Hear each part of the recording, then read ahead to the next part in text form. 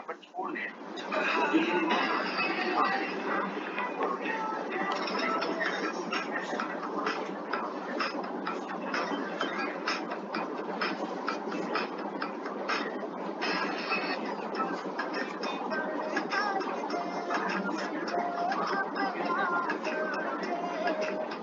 Carboxylic acid और alcohol आते हैं। कार्बोक्सिलिक एसिड और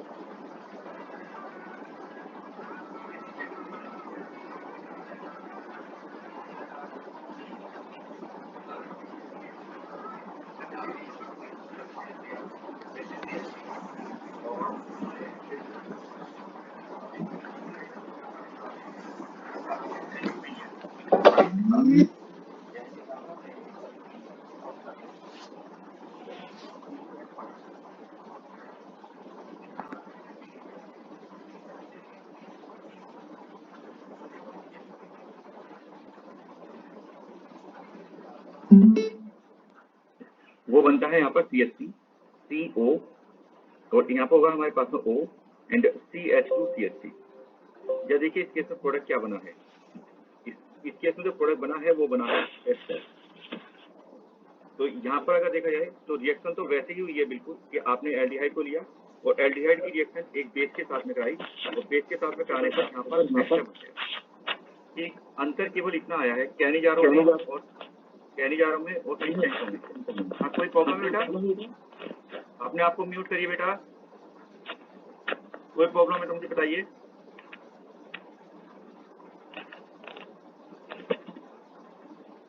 ठीक है, तो यहाँ पर हमारे पास में क्या होगा कि यहाँ पर एस्टर का फॉर्मेशन होगा।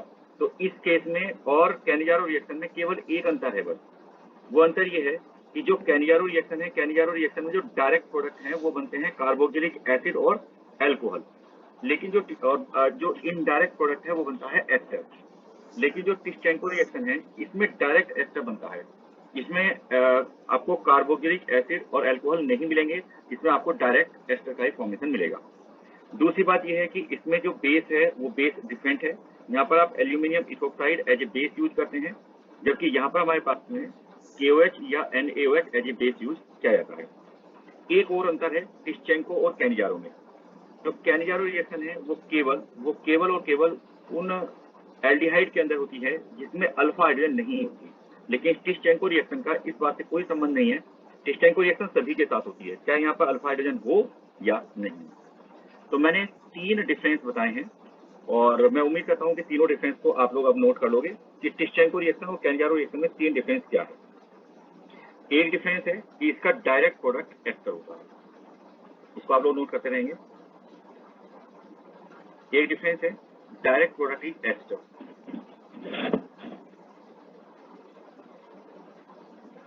और जो दूसरा डिफरेंस है वो ये है कि आप इसमें बेस डिफरेंट यूज करते हैं, वी यूज डिफरेंट बेस, और जो बेस आप यहाँ पर यूज कर रहे हैं वो है हमारे पास में एल्यूमिनियम इथोक्साइड। तो बेस भी यहाँ पर डिफरेंट है।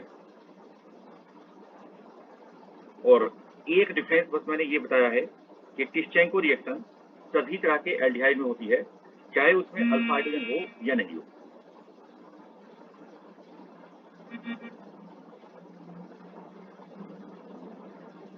बेटा अपने आप को म्यूट कर लें सभी, और जब किसी को कुछ पूछना हो या मैं कुछ पूछूं तो आप जवाब देंगे फिर, ठीक है? जब पूछना हो तो आप अनम्यूट करके पूछ लेंगे, ठीक है? अब बताइए जरा, टिस्टेंको रिएक्शन क्या सभी को समझ में आ गई है? कोई प्रॉब्लम है किसी को इसमें? सर एक बार थर्ड डिफरेंस बताना। थर्ड डिफरेंस मैं एक बार रिपीट कर देता हूँ क्योंकि फर्स्ट सेकंड थर्ड ऐसे मुझे याद नहीं है, लेकिन मैं एकदम से बता देता हूँ ना। एक डिफरेंस तो ये बताया बेटा कि डायरेक्ट प्रोडक्ट एस्टर बनेगा। दूसरा डिफरेंस ये है कि जो बेस है वो यहाँ पर आपको एल्यूमिनियम इथोक्साइड यूज करना है। और जो तीसरा डिफरेंस है वो मैंने ये बताया है कि ये सभी एल्डिहाइड में होती है, चाहे वहां पर अल्फा हाइड्रोजन हो या नहीं हो। जैसे यहाँ पर अल्फा हाइड्रोजन है और तब भी ये रिएक्शन हो रही है, अगर यहाँ पर अल्फा हाइड्रोजन नहीं भी होती तो भी ये रिएक्शन होगी। ठीक है, ओके सर। ठीक है। तो ये है हमारे पास में टिश्चेंको रिएक्शन, जिसको मैंने यहाँ पर एक्सप्लेन कर दिया। और इसको समझने के बाद में अब हम यहाँ पर नेक्स्ट रिएक्शन की बात करेंगे।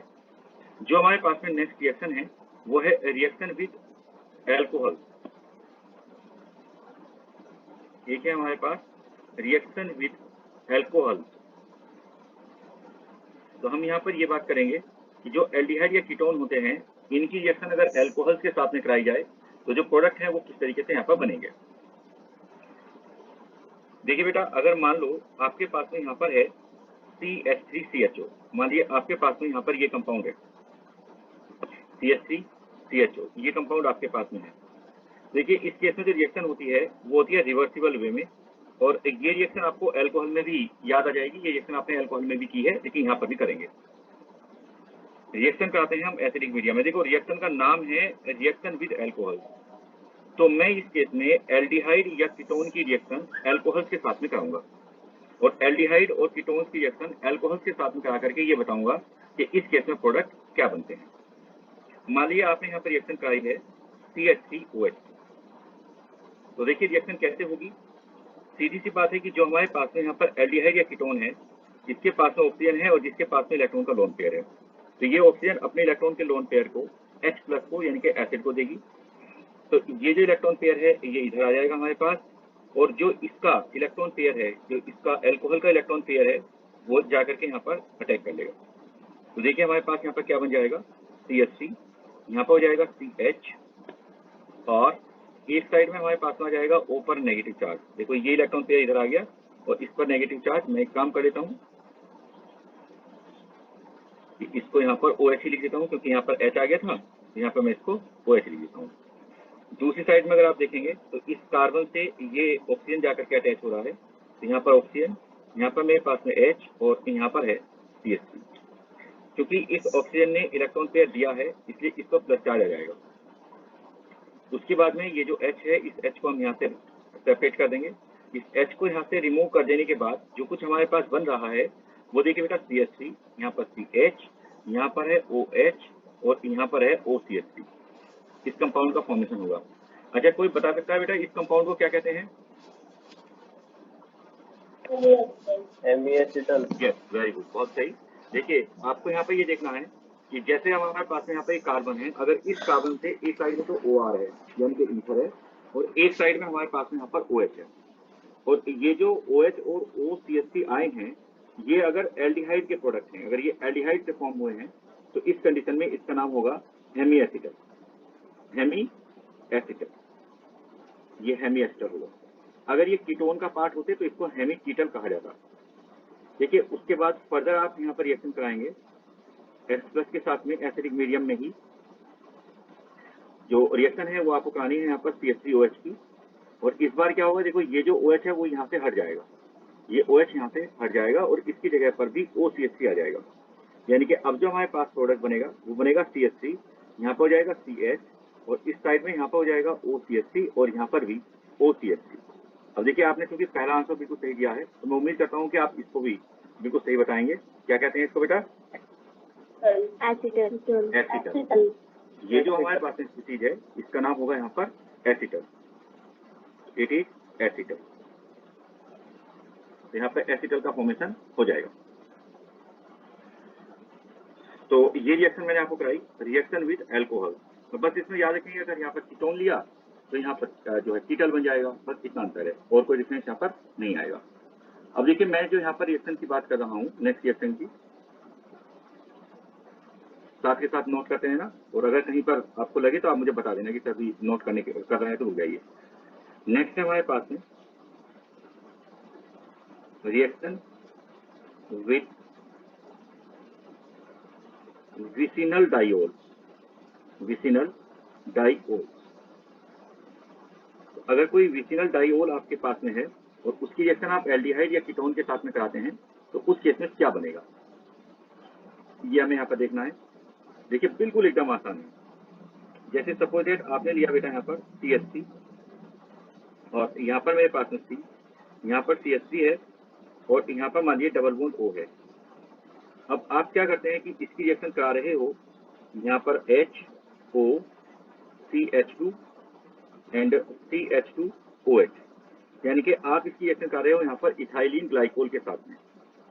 ये जो कंपाउंड यहाँ पर है बेटा, ये विसिनल डाइओल है, पास पास के कार्बन एटम पर OH प्रेजेंट है, इसको आप लोग बोलोगे यहाँ पर विसिनल डाइओल।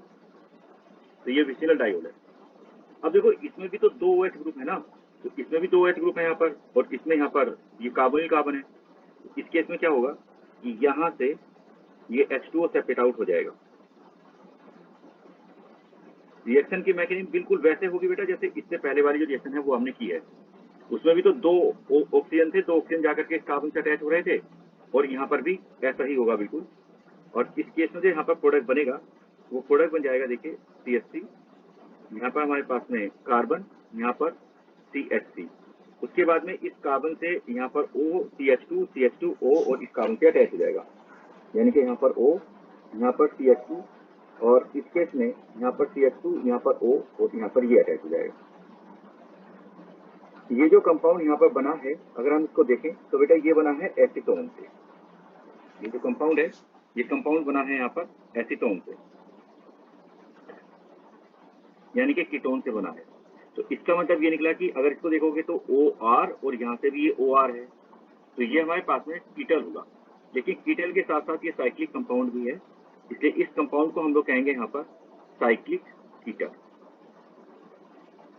ऐसे ही अगर ये एल्डिहाइड का पार्ट होता तो इसको हम लोग साइक्लिक एसिटल बोलते हैं।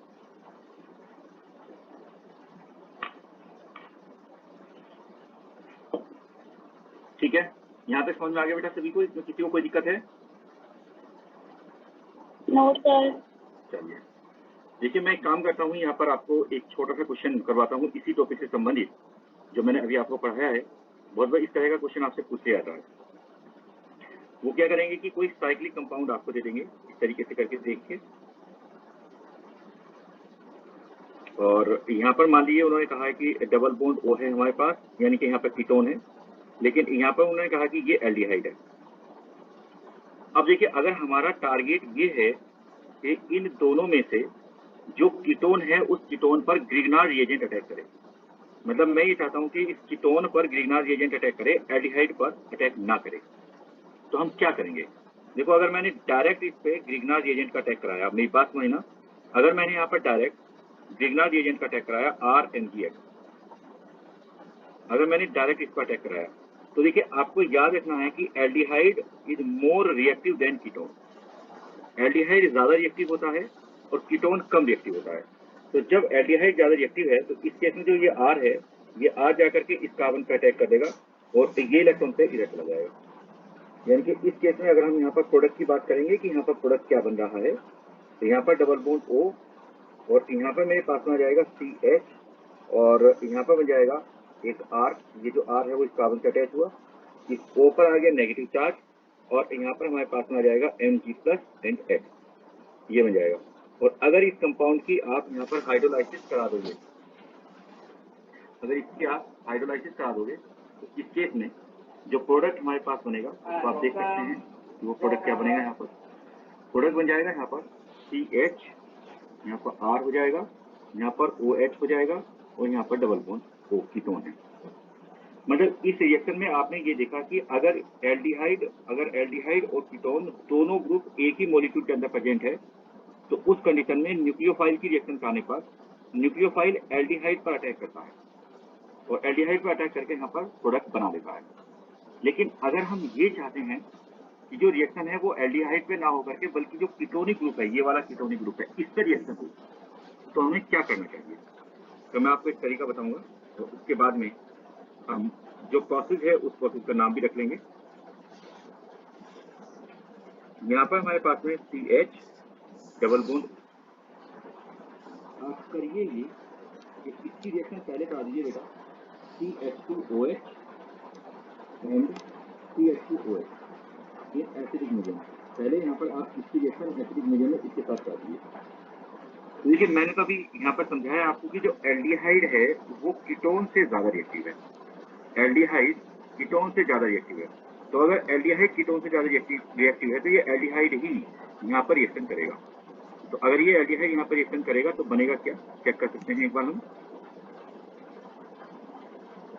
इसमें यहाँ पर ये कीटोन ऐसे ही रहेगा और यहाँ पर जो ये एल्डिहाइड है ये रिएक्शन कर ले जाएगा और यहाँ पर बजाएगा CH2 यहाँ पर मैंने कुछ नहीं किया है, बस यहाँ पर साइक्लिक एसिटल बना दिया है एल्डिहाइड पर, क्योंकि एल्डिहाइड ज़्यादा रिएक्टिव होता है।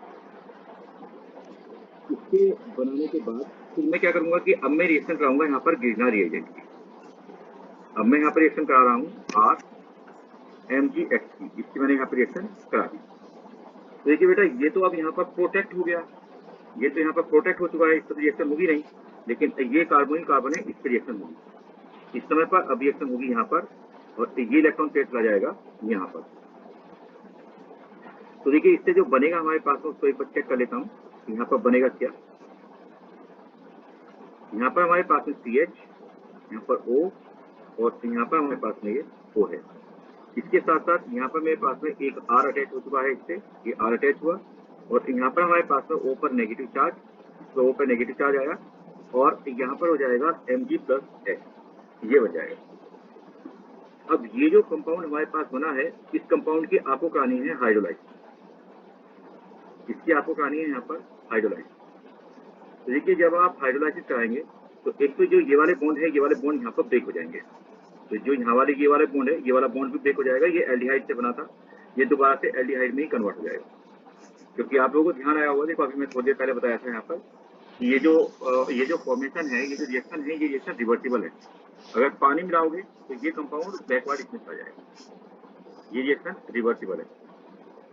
यहाँ पर भी ऐसे ही होगा, जब आप पानी मिलाओगे तो ये एल्डिहाइड से बना था तो एल्डिहाइड में ही कन्वर्ट हो जाएगा।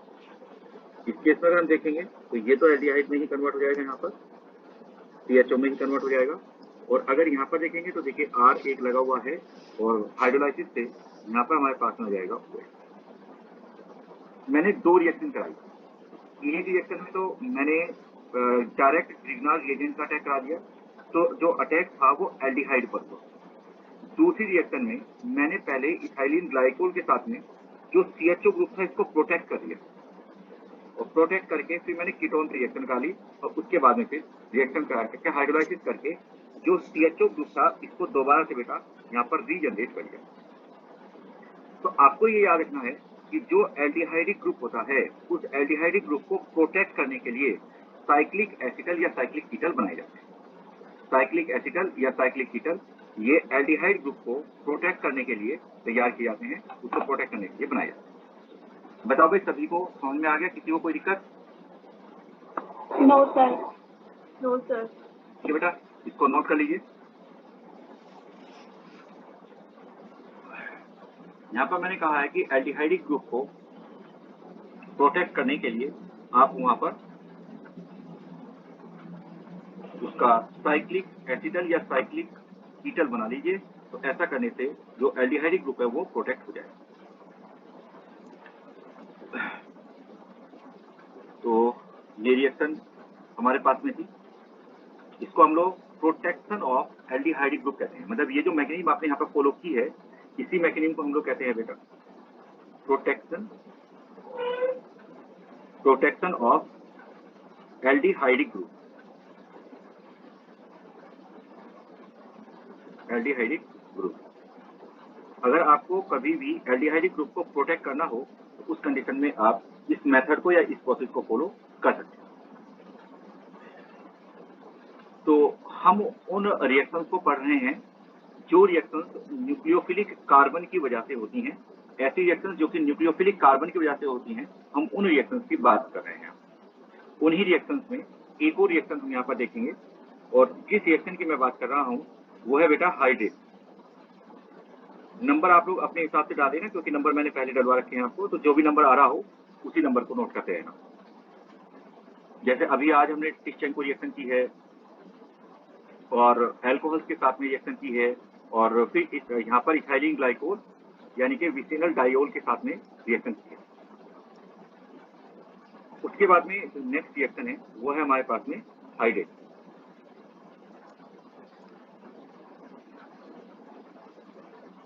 इसको समझेंगे। देखिए बेटा, अगर मान लो कभी ऐसा हो जाए CH3, यहाँ पर CH और यहाँ पर हमारे पास में है OH, और इसी कार्बन पर एक और मैं यहाँ पर OH लगा देता हूँ, तो अगर एक कार्बन पर 2 OH ग्रुप आ जाते हैं, अगर एक ही कार्बन पर 2 OH ग्रुप आ जाते हैं, तो आप तुरंत यहाँ से H2O को हटा देते हैं, और H2O को हटा करके इसको एल्डिहाइड या कीटोन में कन्वर्ट कर देते हैं। ये हमारा एक जनरल मेथड होता है।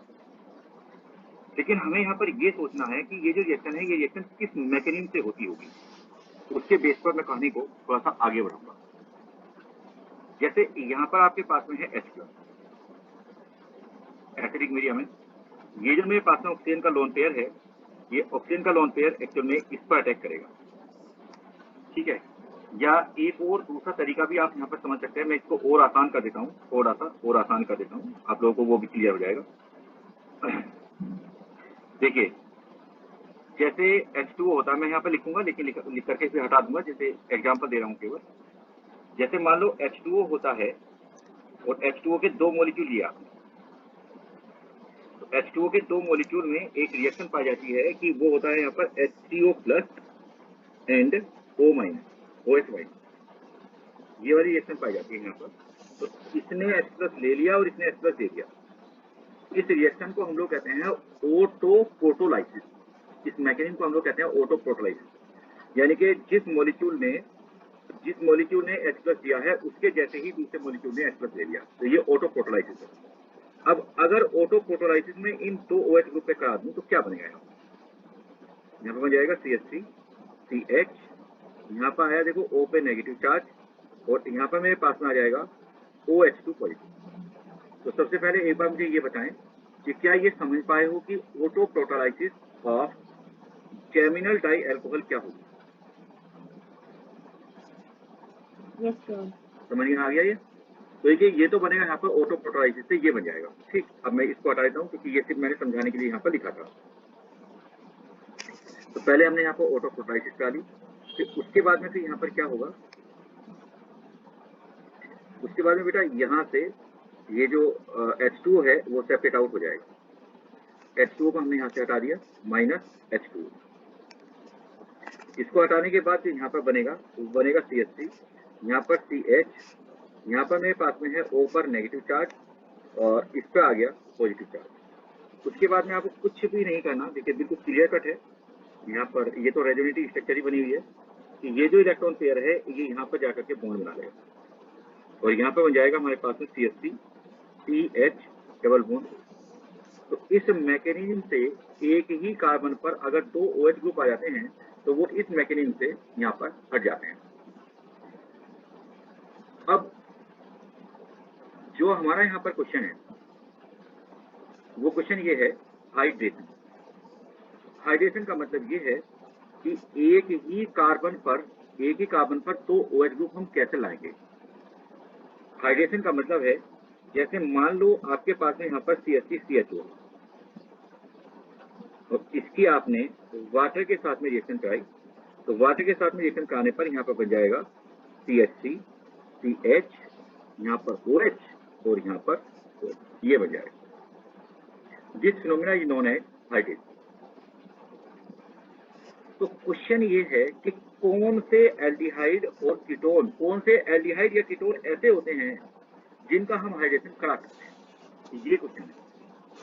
तो जिन एल्डिहाइड या कीटोन का हम हाइड्रेशन कराएंगे वो केवल बेटा तब संभव होगा जब एक ही कार्बन एटम पर 2 OH ग्रुप एग्जिस्ट कर सकते हैं। अगर किसी मॉलिक्यूल में एक कार्बन पर 2 OH ग्रुप एग्जिस्ट कर गए तब तो ये वाले रिएक्शन पॉसिबल है, और अगर एक कार्बन पर 2 OH ग्रुप एग्जिस्ट नहीं किए तो फिर ये वाली रिएक्शन पॉसिबल नहीं। बताओ ये बात क्लियर हो गई है सभी को?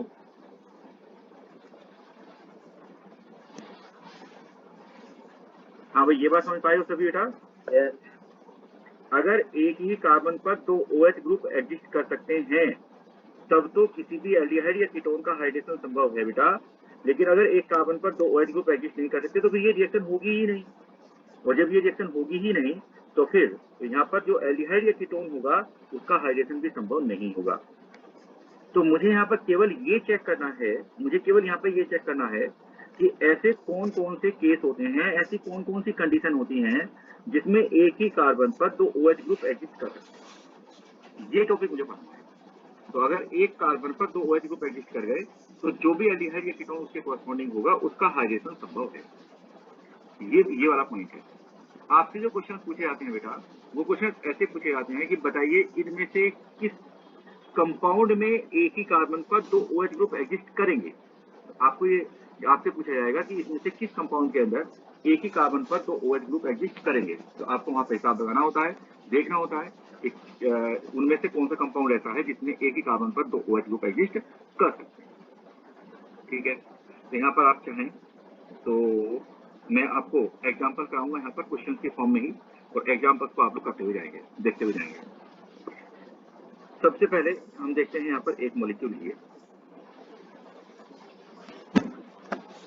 इस मॉलिक्यूल का अगर मैं हाइड्रेशन कराता हूँ तो देखिए बेटा, हाइड्रेशन कराने के बाद हमारे पास जो बनेगा वो ये बनेगा, यहाँ पर OH आया और यहाँ पर OH आया। अब ये रिएक्शन केवल तब हो सकती है, मैं पहले इस रिएक्शन के बारे में भी यहाँ ब्रैकेट में लिख देता हूँ, इसको मैंने यहाँ पर लिख दिया बैकवार्डेड। मैंने बैकवार्डेड इसको इससे लिख दिया है क्योंकि इस केस में एक कार्बन पर एक OH दो OH इतने ज्यादा स्टेबल नहीं होंगे और ये रिएक्शन बैकवर्ड रिएक्शन चल जाएगी। अब मेरा क्वेश्चन यहाँ पर यह है कि इस कार्बन पर दो OH ग्रुप एग्जिस्ट कर सकते हैं या नहीं। अगर कर सकते हैं तो फिर ये रिएक्शन हो जाएगी, और अगर ये बिल्कुल भी एग्जिस्ट नहीं कर सकते तो फिर ये रिएक्शन नहीं होगी। बताओ भाई, इस कार्बन पर दो OH ग्रुप एग्जिस्ट कर सकते हैं या नहीं? इस कार्बन पर सोच के बताइए जरा।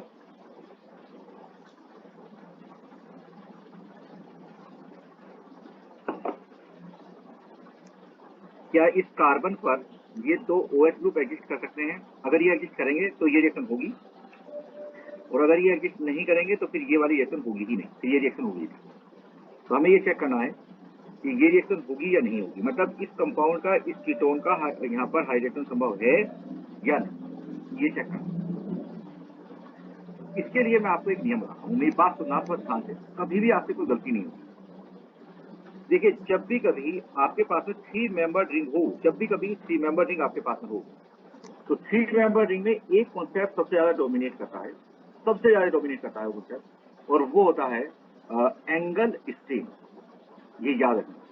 3 मेंबर रिंग में कोई भी जवाब आपको देना हो, इसके बारे में कोई भी प्रॉपर्टी एक्सप्लेन करनी हो, इसके लिए आपको सबसे पहले ये ध्यान रखना है कि इसमें जो एंगल स्ट्रेन है वो सबसे ज्यादा डोमिनेटिंग पैरामीटर होता है। अगर आप यहाँ पर देखें तो देखिए बेटा, इस कार्बन का जो हाइब्रिडाइजेशन है इस टाइम पर, डबल बॉन्ड है, सिंगल है, डबल सिंगल सिंगल, तो इसका हाइब्रिडाइजेशन है हमारे पास में sp2।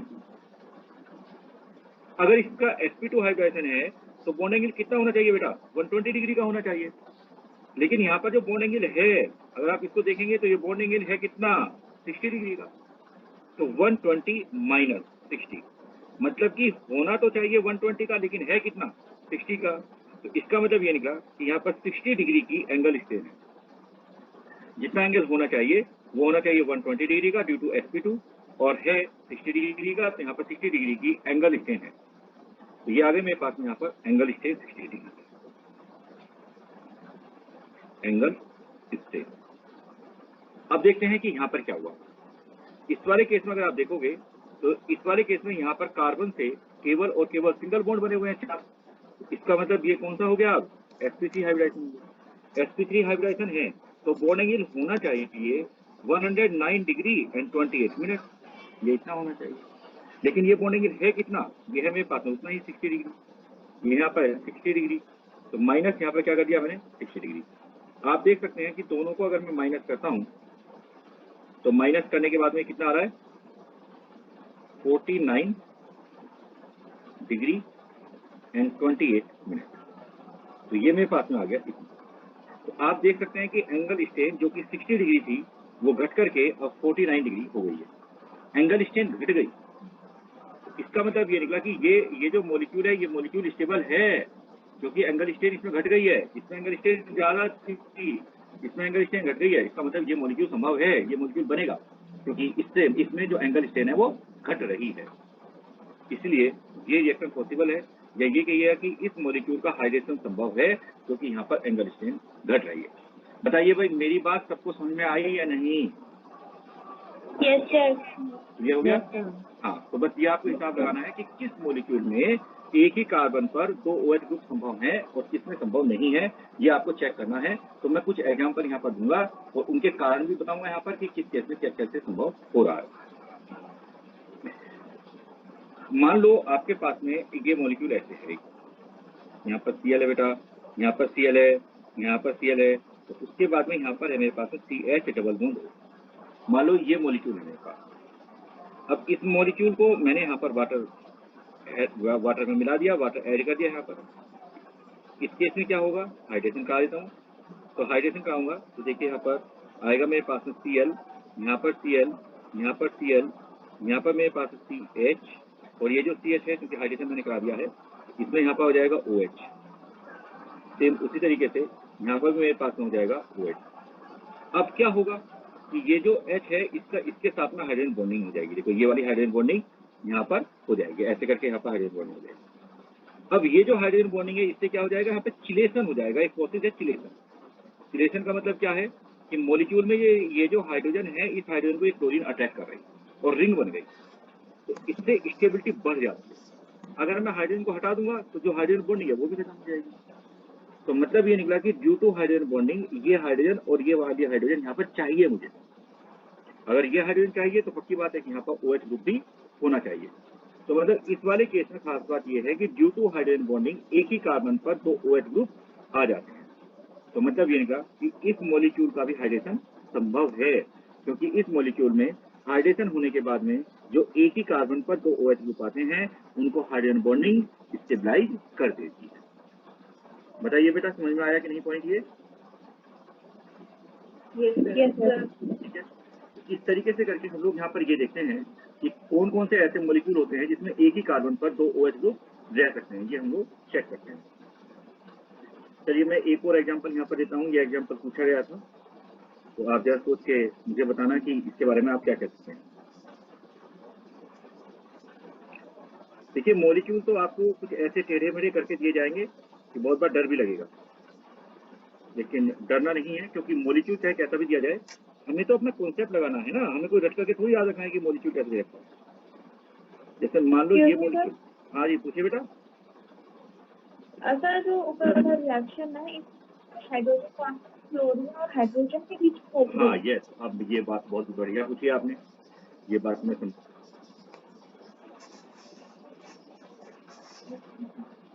देखिए बेटा, सबसे पहले मैं यहाँ पर ये समझना है कि हाइड्रोजन बॉन्डिंग किन किन एलिमेंट के बीच में होती है। हाइड्रोजन बॉन्डिंग के लिए सबसे बढ़िया जो एलिमेंट होता है वो तो होता है क्लोरीन, उसके बाद में होता है हमारे पास में ऑक्सीजन। ये दोनों तो हाइड्रोजन बॉन्डिंग करते ही करते हैं। देखिए बेटा, क्लोरीन जो है वो हाइड्रोजन बॉन्डिंग कर नहीं सकती। क्लोरीन के अंदर जो हाइड्रोजन बॉन्डिंग करने की जो कैपेसिटी है वो बहुत कम है। अब वो कम क्यों है, उसका कारण ये है कि जैसे हाइड्रोजन है और यहाँ पर क्लोरीन, उसके बाद में फिर मैं यहाँ पर लेता हूँ हाइड्रोजन एंड क्लोरीन, मैं इसको लेता हूँ। इसके ऊपर है पार्शियल पॉजिटिव चार्ज, इसके ऊपर पार्शियल नेगेटिव चार्ज, इसके ऊपर पार्शियल पॉजिटिव चार्ज और यहाँ पर पार्शियल नेगेटिव चार्ज। देखिए इस अट्रैक्शन को हाइड्रोजन बॉन्डिंग नहीं कहा जाएगा, ये अट्रैक्शन हाइड्रोजन बॉन्डिंग नहीं कहा जाएगा। कारण ये है कि ये जो हाइड्रोजन है ये क्लोरीन से अटैच है, इसलिए इस हाइड्रोजन पर ज्यादा पॉजिटिव चार्ज नहीं आएगा, और ज्यादा पॉजिटिव चार्ज ना आने की वजह से ये यहाँ पर जो अट्रैक्शन है वो उतना स्ट्रॉन्ग नहीं हो पाएगा जितना कि हाइड्रोजन बॉन्डिंग में होता है। तो ये जो बॉन्ड यहाँ पर है ये हाइड्रोजन बॉन्डिंग यहाँ पर नहीं है, it is not hydrogen bonding.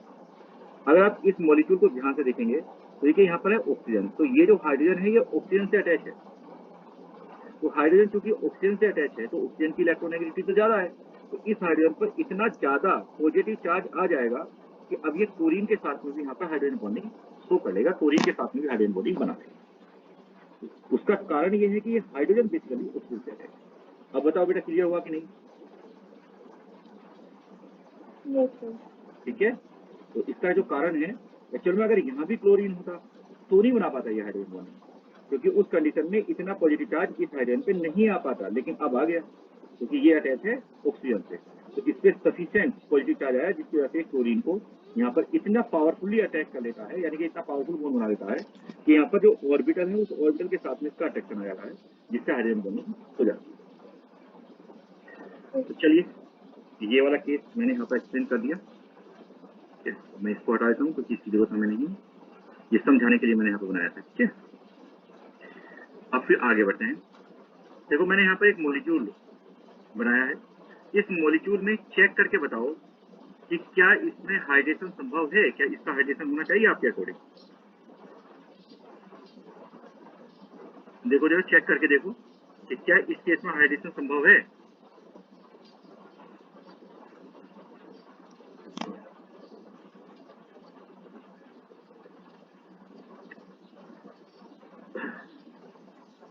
देखो इसमें हाइड्रेशन संभव है।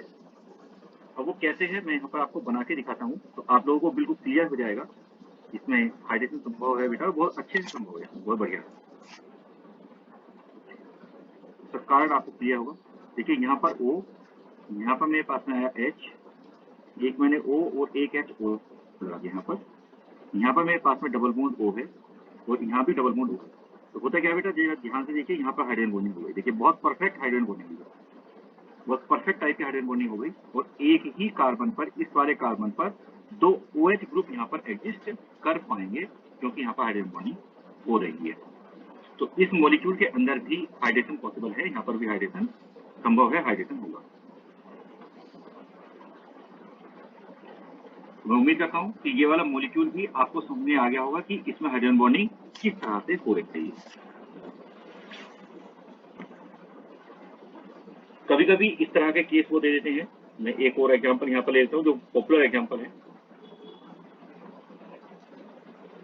मतलब ये जो मेरे पास में यहाँ पर कार्बन है, इस कार्बन से यहाँ पर CF3 अटैच हो गया और यहाँ पर भी हमने CF3 अटैच कर दिया। ये भी अच्छा एग्जांपल है, ये भी आपसे खूब पूछा जाता है।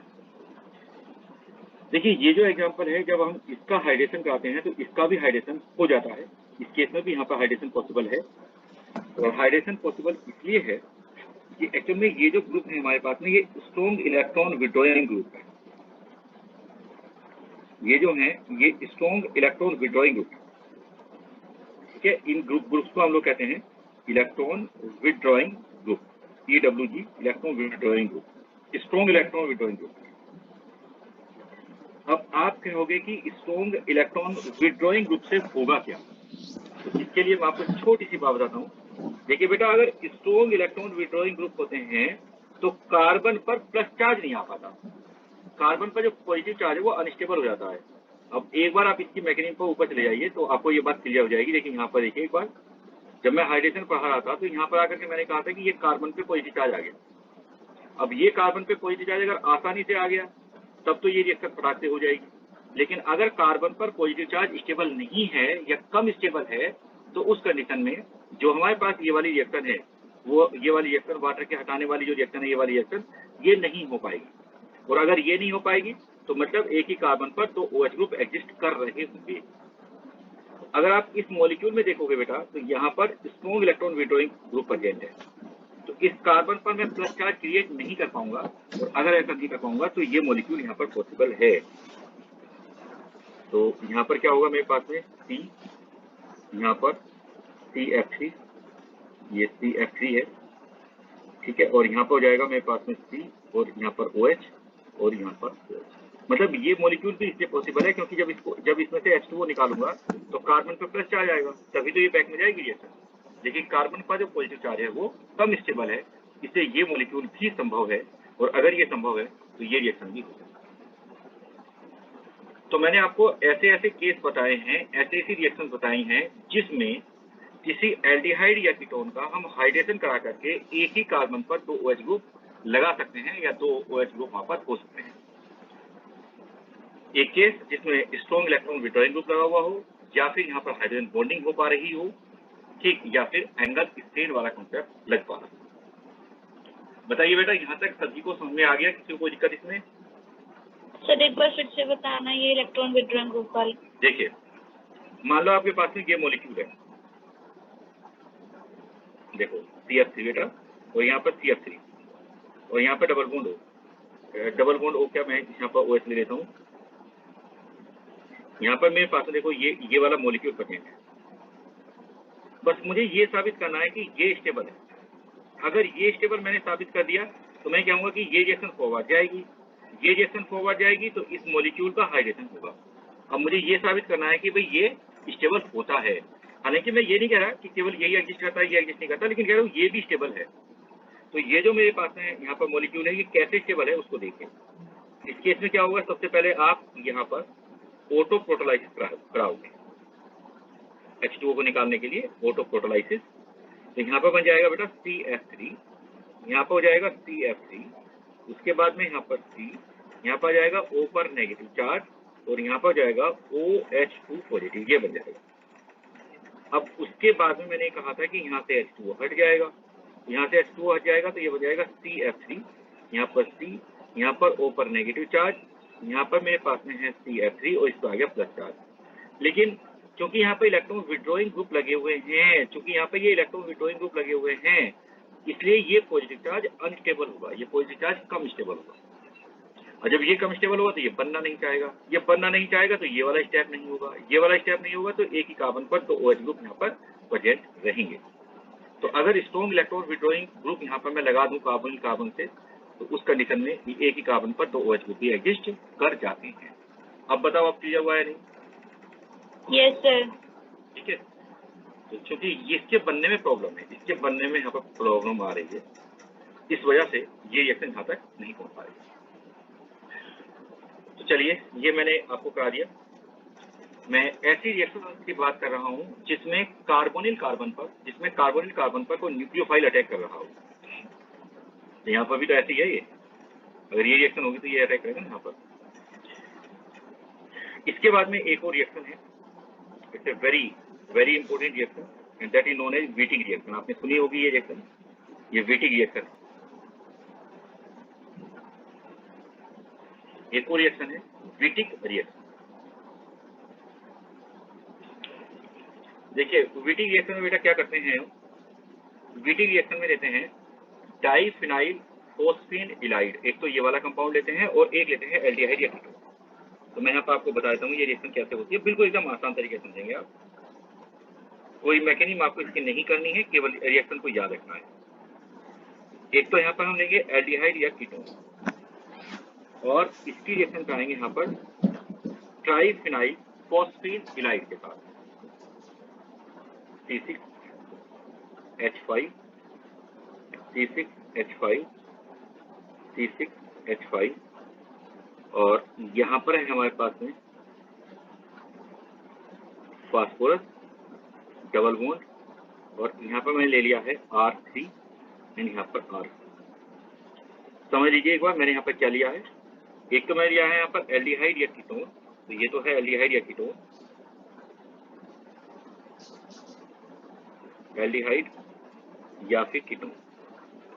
ये जो कंपाउंड है, देखिए अगर ये सब तामझाम यहाँ पर नहीं होता, ये वाला सब नहीं होता, ये होता है यहाँ पर C6H5, C6H5, C6H5 और P होता है केवल, तो आप इसको कहते हैं ट्राइफिनाइल फोस्फीन बोलते हैं आप इसको, ये ट्राइफिनाइल फोस्फीन होता। देखिए अब ये है कंपाउंड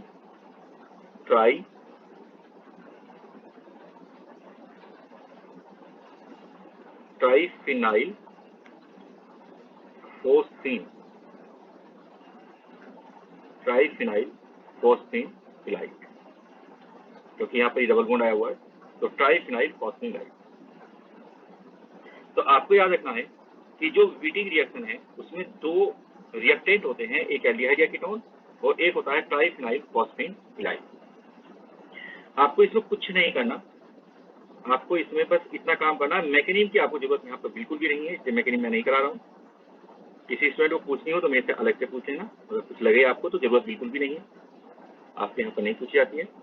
बस आपको इतना पार्ट इसका सेपरेट कर देना है, और यहाँ पर जो बनेगा वो बन जाएगा R1, यहाँ पर R2, यहाँ पर C, उसके बाद में यहाँ पर डबल बॉन्ड, और ये डबल बॉन्ड आकर के यहाँ पर आ जाएगा C, यहाँ पर मेरे पास में R3 और यहाँ पर R4, प्लस ये वाला जो पार्ट है ये यहाँ पर सेपरेट आउट हो जाएगा, C6H5, यहाँ पर है बेटा 27, ये 3 है 25, उसके बाद में यहाँ पर P, और इस P से O अटैच हो जाएगा, यहाँ पर ये बन जाएगा।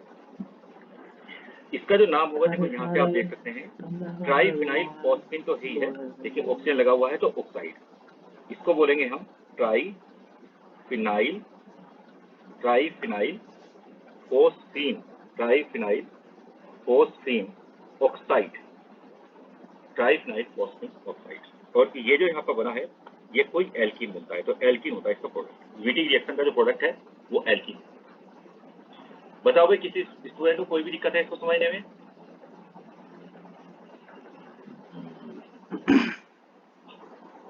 No sir.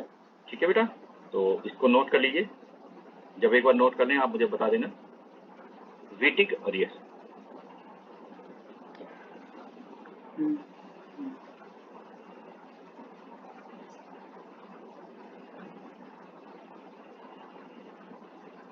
इसका जो जो प्रोडक्ट बनता है वो होता है हमारे पास में एल्कीन। ये एक्चुअल में एल्कीन के बनाने का मेथड होता है वीटिंग रिएक्शन। इसकी हेल्प से आप एल्कीन को बना सकते हैं।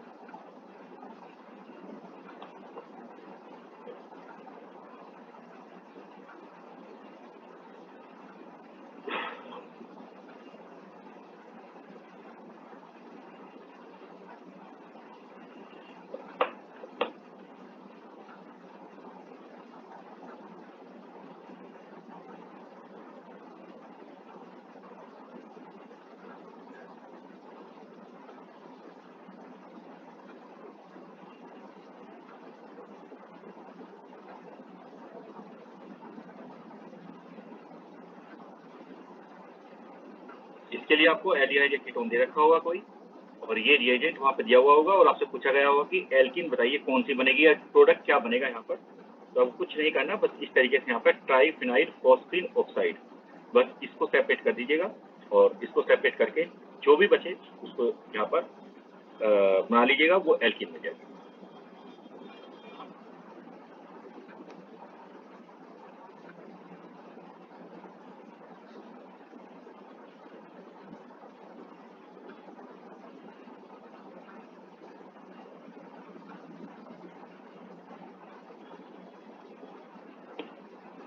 नोट करिए बेटा।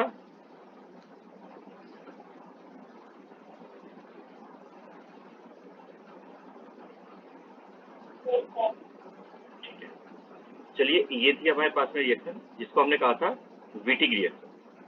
वीटिंग रिएक्शन के बाद में एक और रिएक्शन है यहाँ पर, और वो है reaction with PCl5। Reaction with PCl5। जो एल्डिहाइड या कीटोन होते हैं, जैसे मान लिया आपने यहाँ पे लिया RCHO, ये आपके पास में कोई एल्डिहाइड है, तो जो एल्डिहाइड या कीटोन होते हैं अगर उनकी रिएक्शन कराई जाती है, PCl5 के साथ, इस केस में जो प्रोडक्ट बनेगा, देखिए मैं आपको एक बहुत अच्छा तरीका बताता हूँ, इसको बहुत आसान तरीका बताता हूँ। इसमें कुछ भी नहीं है। एक्चुअल में क्या होगा कि यहाँ पर मैंने H2O यूज किया है, तो एक कार्बन पर 2 OH आ जाएंगे। इससे एक कार्बन पर 2 OH आ जाएंगे, तो कुछ ऐसे भी मॉलिक्यूल्स होंगे जिसमें एक ही कार्बन पर 2 OH प्रेजेंट होंगे, और OH को हटा करके वहां पर Cl लगाना, ये PCl5 का काम होता है। तो इस केस में यहाँ पर बन जाएगा हमारे पास में R CH, यहाँ पर Cl, यहाँ पर Cl, और यहाँ पर बनता है POCl3। ठीक है, प्लस यहाँ पर बन जाएगा HCl। रिएक्शन मैंने बैलेंस नहीं की है, बस बाई प्रोडक्ट ऐसे लिख दिए हैं। तो याद रखिएगा कि इस केस में एक कार्बन पर 2 OH यहाँ पर होने चाहिए थे। थोड़ा बहुत जो मॉलिक्यूल्स हैं वो एक कार्बन पर 2 OH एग्जिस्ट करेगा, और उन मॉलिक्यूल्स के साथ में PCl5 रिएक्शन करके यहाँ पर Cl लगा देगा। तो इस केस में जो प्रोडक्ट बनता है वो प्रोडक्ट बनता है हमारे पास में जैमिनल डाइहैलाइड। जैमिनल डाइहैलाइड। हाँ मैं क्या होगा? हाँ भाई, यहाँ तक क्लियर हो गया सभी को? Yes sir. ठीक है, चलिए मैंने आप लोगों को जो टॉपिक पढ़ाया है वो टॉपिक पढ़ाया है reactions due to carbonyl carbon, यानी कि हम ऐसी रिएक्शंस की बात कर रहे थे जो कि कार्बोनिल कार्बन की वजह से होती हैं। ठीक, तो ये टॉपिक हालांकि मैंने आपको पूरा पढ़ा दिया है, पूरा बता दिया है, लेकिन मैं देखता हूँ अगर इसकी फाइल मेरे पास में है तो मैं इसको एक बार आप लोगों को रिवाइज करा देता हूँ, उसके बाद में हम आगे बढ़ जाएंगे। तो फाइल की हो तो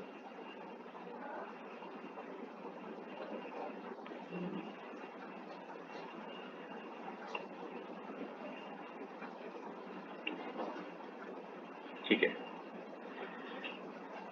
तो ये जो PDF फाइल है, इसको आप लोग देख पा रहे होंगे। देखिए इसमें हमने क्या किया है कि यहाँ पर टॉपिक दिया है reactions due to nucleophilic carbon. तो ऐसी रिएक्शन की हम बात कर रहे हैं जो कि न्यूक्लियोफिलिक कार्बन की वजह से होती है। पहले यहाँ पर थोड़े बहुत पॉइंट लिखे गए हैं जो कि बिल्कुल सिंपल टाइप के हैं, लेकिन एक बार फिर भी मैं यहाँ पर आप लोगों को बता रहा हूँ, आप इनको चाहो तो नोट कर सकते हो। हालांकि ये सब पहले हमने डिस्कस कर रखे हैं चीजें। देखिए स्ट्रक्चर कार्बोनिल कार्बन sp2 हाइब्रिडाइड होता है, जो CO कार्बन है वो sp2 हाइब्रिडाइड है। न्यूक्लियोफिलिक एडिशन, जो कार्बोनिल ग्रुप है वो न्यूक्लियोफिलिक अटैक के लिए साइट प्रोवाइड करता है। जो कार्बन है, न्यूक्लियोफिलिक कार्बन है, उसके ऊपर न्यूक्लियोफाइल अटैक कर सकता है। पोलर अनसैचुरेशन, तो इनमें अनसैचुरेशन तो है, जो यहाँ पर डबल बॉन्ड है उसमें अनसैचुरेशन है यहाँ पर, लेकिन अनसैचुरेशन एल्कीन जैसा नहीं है, बल्कि पोलर टाइप का है, प्लस और माइनस चार्ज की है। तो double bond in carbonyl compound is polar, while double bond in alkene is non polar. Boiling point की बात करेंगे तो देखिए कार्बोक्सिलिक एसिड के ज्यादा होते हैं, फिर एल्कोहल आते हैं और फिर कार्बोनिल कंपाउंड आते हैं, उसके बाद में हाइड्रोकार्बन आते हैं। तो ये बॉइलिंग पॉइंट का ऑर्डर बनेगा। और एसिडिक नेचर, तो मैंने कहा था कि जो कार्बोनिल कार्बन है उसके पास वाले कार्बन पे जो अल्फा हाइड्रोजन है वो एसिडिक होती है। वो रिएक्शन हम आज देखेंगे। ये वाले जो पॉइंट्स हैं, इन पॉइंट्स को अगर आप चाहो तो इन वाले पॉइंट्स को भी नोट कर लीजिए। ये वाले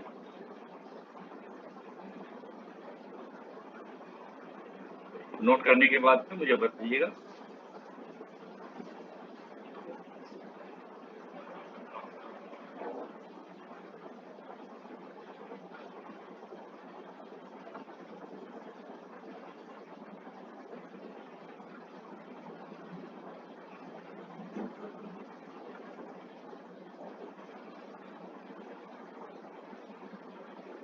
कहीं भी किसी भी पॉइंट में किसी भी स्टूडेंट को कोई दिक्कत आए तो मेरे से पूछेगा।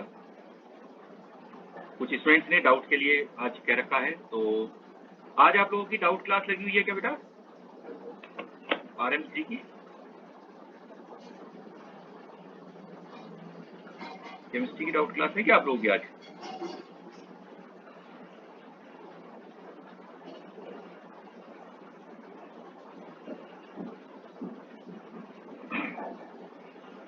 इनको नोट कर लो एक बार, मुझे बता देना, तब तक मैं देखता हूँ आप लोग क्लास है क्या।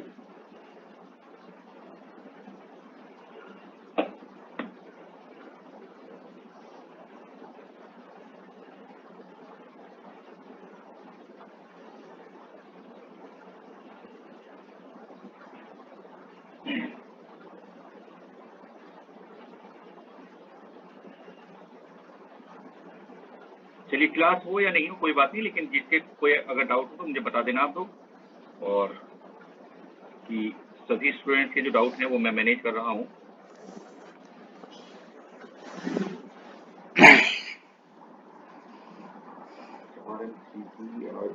हाँ है, आप लोगों की डाउट क्लास तो लगी हुई है क्या? लेकिन फिर भी अगर आपको डाउट पूछे हो तो मेरे से बता दीजिए, आपको उसमें चलिए डाउट हो जाएगा। हाँ भाई नोट कर लिए बेटा, ये आगे बढ़ जाए क्या हम एक बार? Yes sir.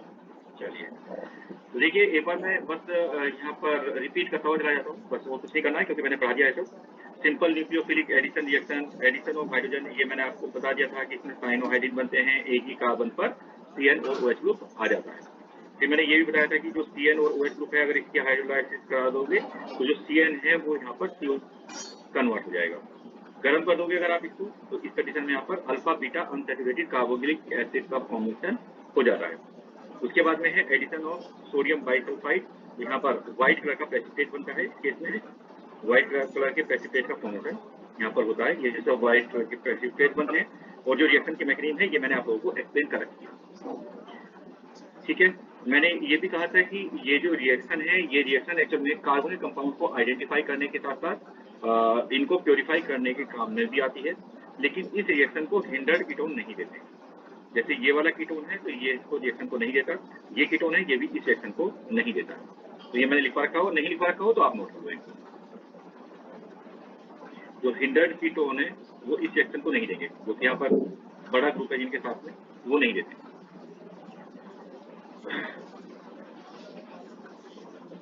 ठीक है, नोट कर लिया बेटा ये।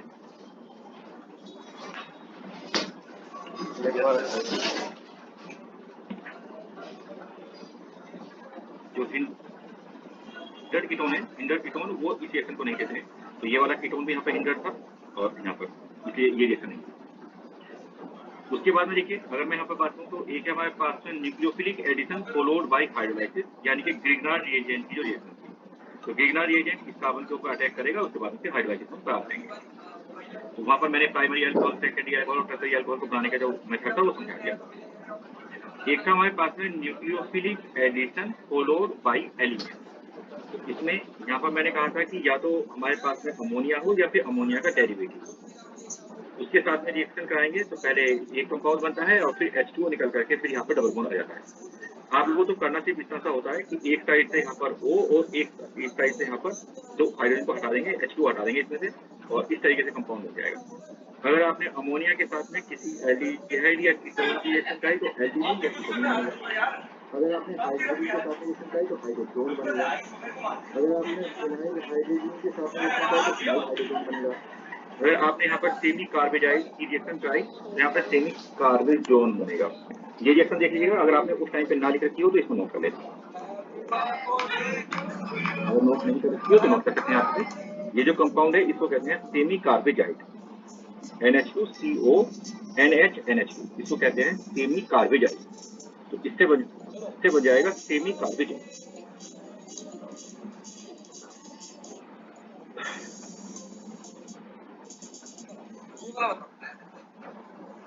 तो भाई ऐसे घर घर के बंदे हैं यहाँ पे, कोई ऐसा नहीं है, हमने कोविड का पूरा ध्यान रखा, सैनिटाइज अच्छे से सेलिब्रेट किया और सब लोग घर के बाहर के यहाँ पे कोई भी नहीं है। ये मेरे दोस्त है, आप लोगों को पहले पता होगा, बाबा की लड़की का भी हमने सेलिब्रेट किया था बर्थडे, है ना, तो किया था ना।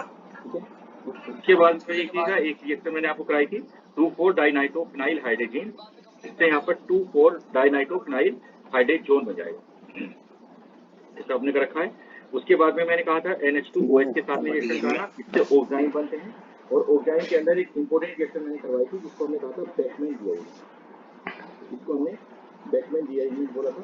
तो बेकमैन रीअरेंजमेंट को अगर हम यहाँ पर देखेंगे तो इसके मैकेनिज्म के साथ में मैंने आपको समझाया था, और ये कहा था कि जो भी एल्काइल ग्रुप OH के अपोजिट होता है वो यहाँ पर माइग्रेट करके आ जाता है।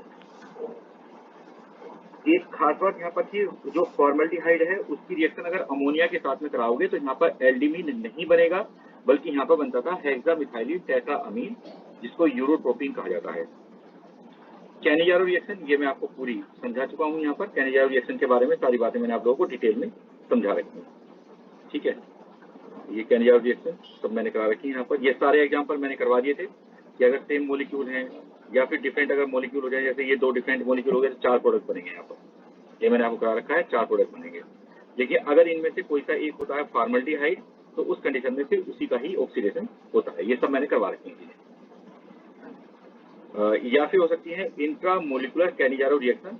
इंट्रामोलिकुलर कैनिजारो रिएक्शन में यहाँ पर 2 CHO ग्रुप थे एक ही मोलिक्यूल पे, तो यहाँ पर एक रिड्यूस हो जाएगा और एक ऑक्सीडाइज हो जाएगा, यहाँ पर भी एक रिड्यूस हो जाएगा और एक ऑक्सीडाइज हो जाएगा। ये मैंने लास्ट टाइम पर आप लोगों को कराया है।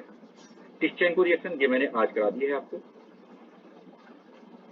ठीक है। इसके अलावा एडिशन ऑफ एल्कोहल ये भी आज करा दिया है मैंने यहाँ पर, और इसमें पहले हेमी एसिटल बनता है, उसके बाद में एसिटल का फॉर्मेशन यहाँ पर हो जाएगा। और रिएक्शन विद विसिनल डायोल ये भी मैंने आप लोगों को करा दिया है, ये भी समझा दिया था आज। और इसके अलावा कार्बन कंपाउंड का हाइड्रेशन, तो ये भी एग्जाम्पल मैंने इस तरह के या इस टाइप के कुछ एग्जाम्पल लेकर के आप लोगों के पास समझ। और एक लास्ट में थी वीटिक रिएक्शन और एक PCl5 के साथ रिएक्शन। तो मैंने आप लोगों को ये रिएक्शन करवा दी है। अब देखिए मैंने आप लोगों को पढ़ा भी दिया, करा भी दिया, और एक बार PDF दिखा करके आप लोगों को रिवीजन करा दिया। अगर मान लीजिए अभी भी कोई रिएक्शन आपको पूछनी हो या आप ये चाहें कि सर एक बार ये फाइल में ये वाला पॉइंट दोबारा दिखा दीजिए, तो आप मुझे बता दीजिए, और नहीं तो हम आगे बढ़ेंगे।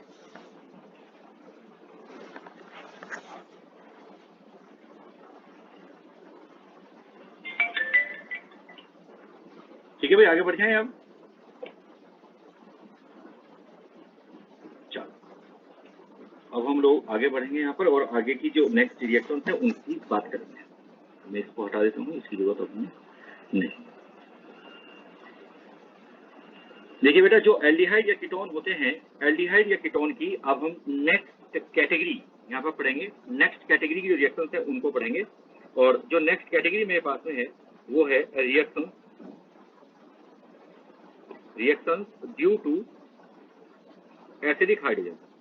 तो यहाँ पर अब हम यहाँ पर जो एसिडिक हाइड्रोजन की वजह से रिएक्शंस आती हैं उनकी बात करेंगे। Reactions due to acidic hydrogen, ऐसी रिएक्शंस जो कि एसिडिक हाइड्रोजन की वजह से आएंगे। एसिडिक हाइड्रोजन की वजह से जो रिएक्शंस आती हैं उनको हम लोग दो कैटेगरी में डिवाइड कर सकते हैं। ये जो रिएक्शंस हैं इनको हम दो कैटेगरी में डिवाइड कर सकते हैं। एक तो होती है हमारे पास में जिनको हम लोग कहते हैं कंडेंसेशन रिएक्शन, एक को हम कहते हैं कंडेंसेशन रिएक्शन, और जो दूसरी रिएक्शंस हैं उनको हम लोग कहते हैं पॉलीमेराइजेशन रिएक्शन।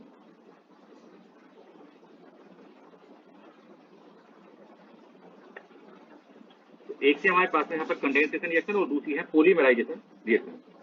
तो पॉलीमेराइजेशन रिएक्शन तो हमारे पास में कम है, लेकिन कंडेंसेशन टाइप की जो रिएक्शंस हैं वो ज्यादा होती हैं। इसमें जो सबसे पहले हम लोग यहाँ पर स्टडी करेंगे वो रिएक्शन है aldol condensation.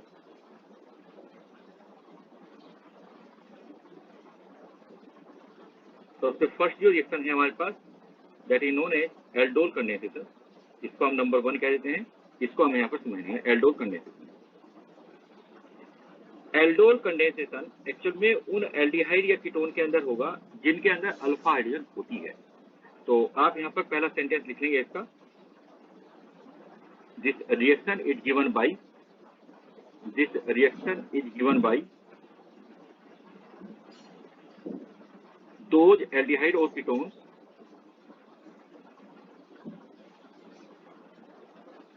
which have alpha hydrogen. This reaction is given by those aldehyde or ketones which have alpha hydrogen. चलिए, तो अब मैं यहाँ पर एक बार आपको समझाता हूँ कि प्रोडक्ट आप कैसे बनाएंगे इस केस में। मान लीजिए आपके पास में यहाँ पर है CH3CHO और इसकी जो रिएक्शन आपने कराई है यहाँ पर एल्केलाइन मीडियम में, OH मीडियम में आपने यहाँ पर रिएक्शन कराई है, और इस केस में आपसे पूछा गया है कि वो प्रोडक्ट बताओ क्या है। सबसे पहली बात यहाँ पर ये है, यहाँ पर अल्फा हाइड्रोजन प्रेजेंट है, अल्फा कार्बन है और अल्फा हाइड्रोजन प्रेजेंट है, इसलिए एल्डोल कंडेंसेशन होगा। एल्डोल कंडेंसेशन कैसे होता है वो मैं आपको समझा रहा हूँ। यहाँ पर CH2, यहाँ पर H और यहाँ पर मेरे पास में है CHO। देखिए, सबसे पहला आपको काम ये करना है कि जो OH माइनस है, ये OH माइनस इस एसिडिक हाइड्रोजन को एब्सेप्ट करेगा और यहाँ पर बनेगा बेटा CH2, इस पर नेगेटिव चार्ज, यहाँ पर CH और यहाँ पर डबल। ये जो मेरे पास में नेगेटिव चार्ज है, ये नेगेटिव चार्ज स्टेबलाइज्ड है ड्यू टू रेजोनेंस।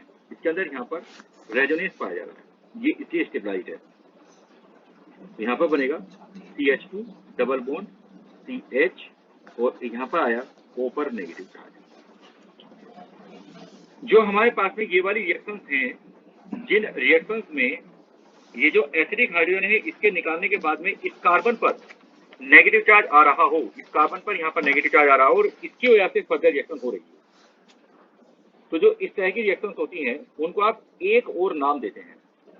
वो नाम आप ये देते हैं, देखो ये जो आयन है ना बेटा, ये वाला जो आयन है, देखो इस टाइम पर ये है ईन और O पर नेगेटिव चार्ज है और यहाँ पर ये एल्डिहाइड या कीटोन कुछ होगा ही होगा। तो चूंकि ये ईन और O पर नेगेटिव चार्ज है, तो इस आयन को हम लोग कहते हैं, जो आयन यहाँ पर बना हुआ है ये पूरा आयन, इस आयन को हम लोग कहते हैं इनोलेट आयन, इनोलेट आयन। तो ये मेरे पास में यहाँ पर इनोलेट आयन है। इस वजह से आप एल्डोल कंडेंसेशन को इनोलेट आयन की रिएक्शन भी कह सकते हैं, यानी कि रिएक्शन ऑफ इनोलेट आयन, ये भी कह सकते हैं। तो अगर आपसे पूछा जाए कि in which of the following reaction enolate ion is form, तो आप लोग तुरंत वहां पर जवाब देंगे एल्डोल कंडेंसेशन उसका एग्जाम्पल है। अगर मान लीजिए आपके पास में यहाँ पर ये बन गया CH2, यहाँ पर CH डबल बॉन्ड O, आपके पास में इनोलेट आयन बन गया। तो ये जो इनोलेट आयन है बेटा, ये दूसरा molecule CH3 CH double bond O, ये दूसरा मॉलिक्यूल इस दूसरे मॉलिक्यूल के साथ में यहाँ पर रिएक्शन कर लेगा और रिएक्शन करके ये इलेक्ट्रॉन पेयर यहाँ पर चला जाएगा। तो दो मॉलिक्यूल आपस में यहाँ पर जुड़ जाएंगे, इसीलिए इसको कंडेंसेशन बोला भी जा रहा है। क्या क्या बनेगा चेक कर लो।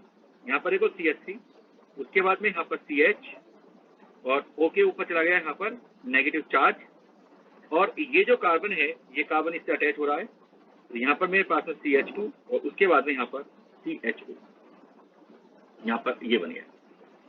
इसके बनने के बाद में फिर हम क्या करेंगे कि जो H2O है, जो H2O है, ये नेगेटिव चार्ज उस H2O से H+ को ले लेगा और यहाँ पर बन जाएगा CH3 CH, यहाँ पर है OH, यहाँ पर मेरे पास में CH, यहाँ पर मैं एक H इधर ले लेता हूँ और यहाँ पर CH डबल बॉन्ड, ये कंपाउंड बनेगा। और ये जो कंपाउंड हमारे पास बना है इसमें यहाँ से तो निकलेगा OH और इसके पास वाले कार्बन से यहाँ से निकलेगा H, ये निकल करके यहाँ पर बन जाएगा हमारे पास में CH3, यहाँ पर डबल बॉन्ड और यहाँ पर बन जाएगा CHO, ये बन जाएगा। ये जो कंपाउंड है ये अनस्टेबल होता है, ये कंपाउंड अनस्टेबल है। और इस कंपाउंड को की अगर मैं बात करूं तो देखिए ये एल्डिहाइड है यहाँ पर और यहाँ पर ये OH है, इसलिए इसको कहा जाता है एल्डोल और इसी के नाम पर ये रिएक्शन का नाम दिया गया। एक बार बेटा प्रॉपर्ली नोट कर लीजिए आप इसको। अगर ऊपर वाला पार्ट आप नोट नहीं कर पाए हो तो मुझे बता दीजिएगा, मैं इसको दोबारा से ऊपर की तरफ को शिफ्ट कर दूंगा, वरना तो इसको प्रॉपर्ली यहाँ पर नोट कर लीजिए। हाँ करो, आराम से नोट कर लीजिए, कोई दिक्कत नहीं है। पहले इसको नोट कर लीजिए, उसके बाद में आप मुझे बता देना, मैं इसको प्रॉपर्ली नोट करने का मौका दे रहा हूँ।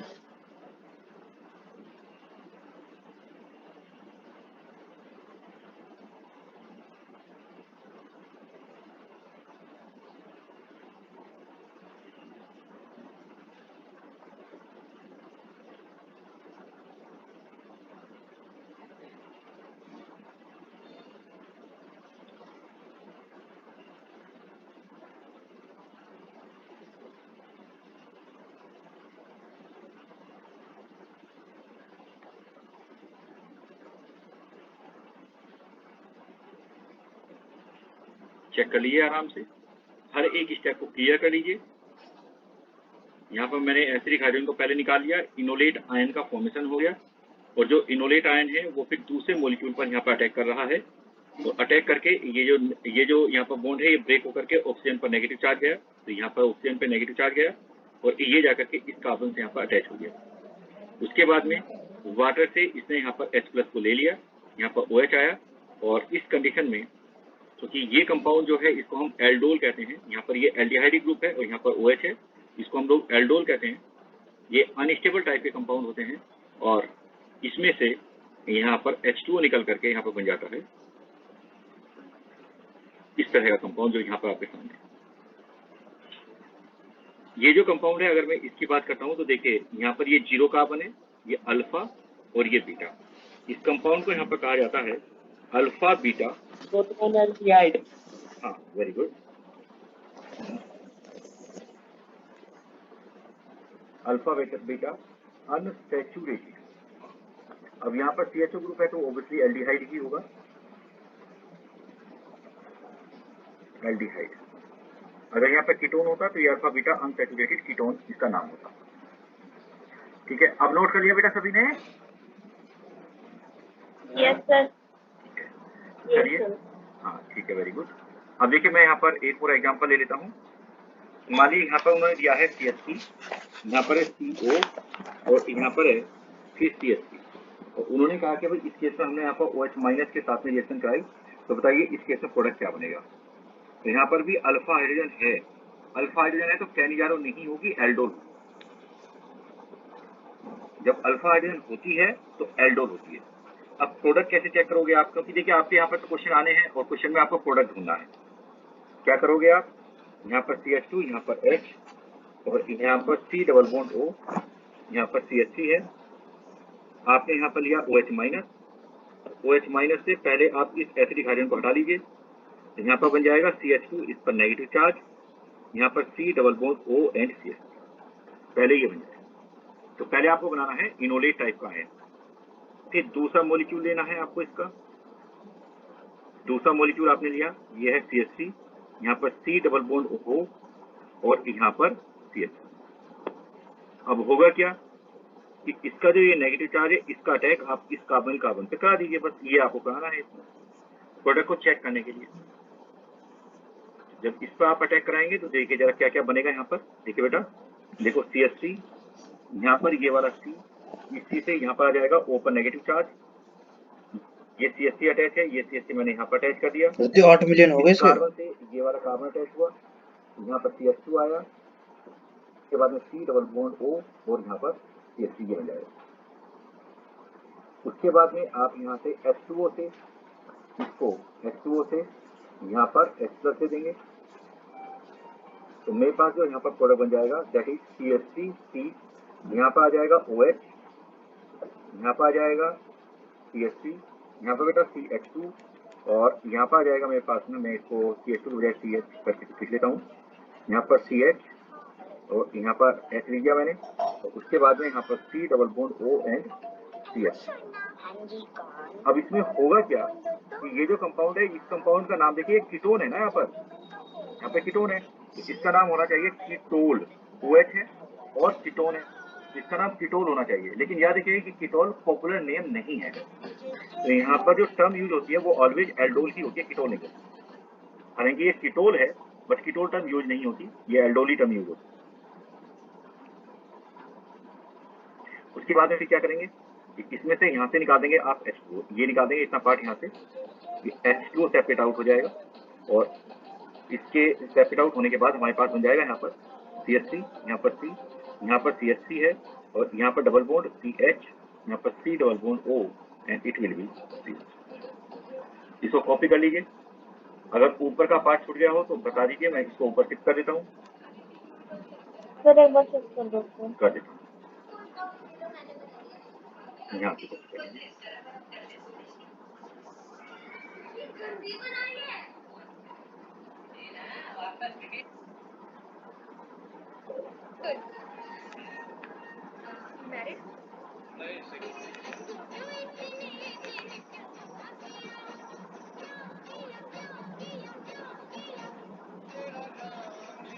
मैं इसके डिफरेंट क्वेश्चंस एल्डोल कंडेंसेशन के करा रहा हूँ और ये बता रहा हूँ कि डिफरेंट क्वेश्चंस क्या क्या बनेंगे इसमें।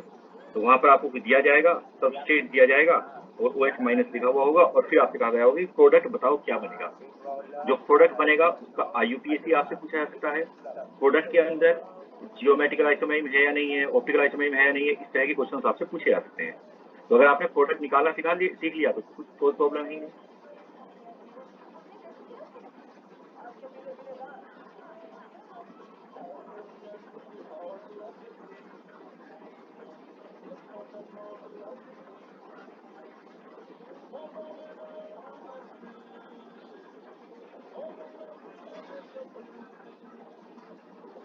जब यहाँ तक नोट कर लो बेटा तो मुझे बता दीजिएगा। डन। चलिए अब एक बार ये भी नोट कर लीजिए जो प्रोडक्ट है इसका।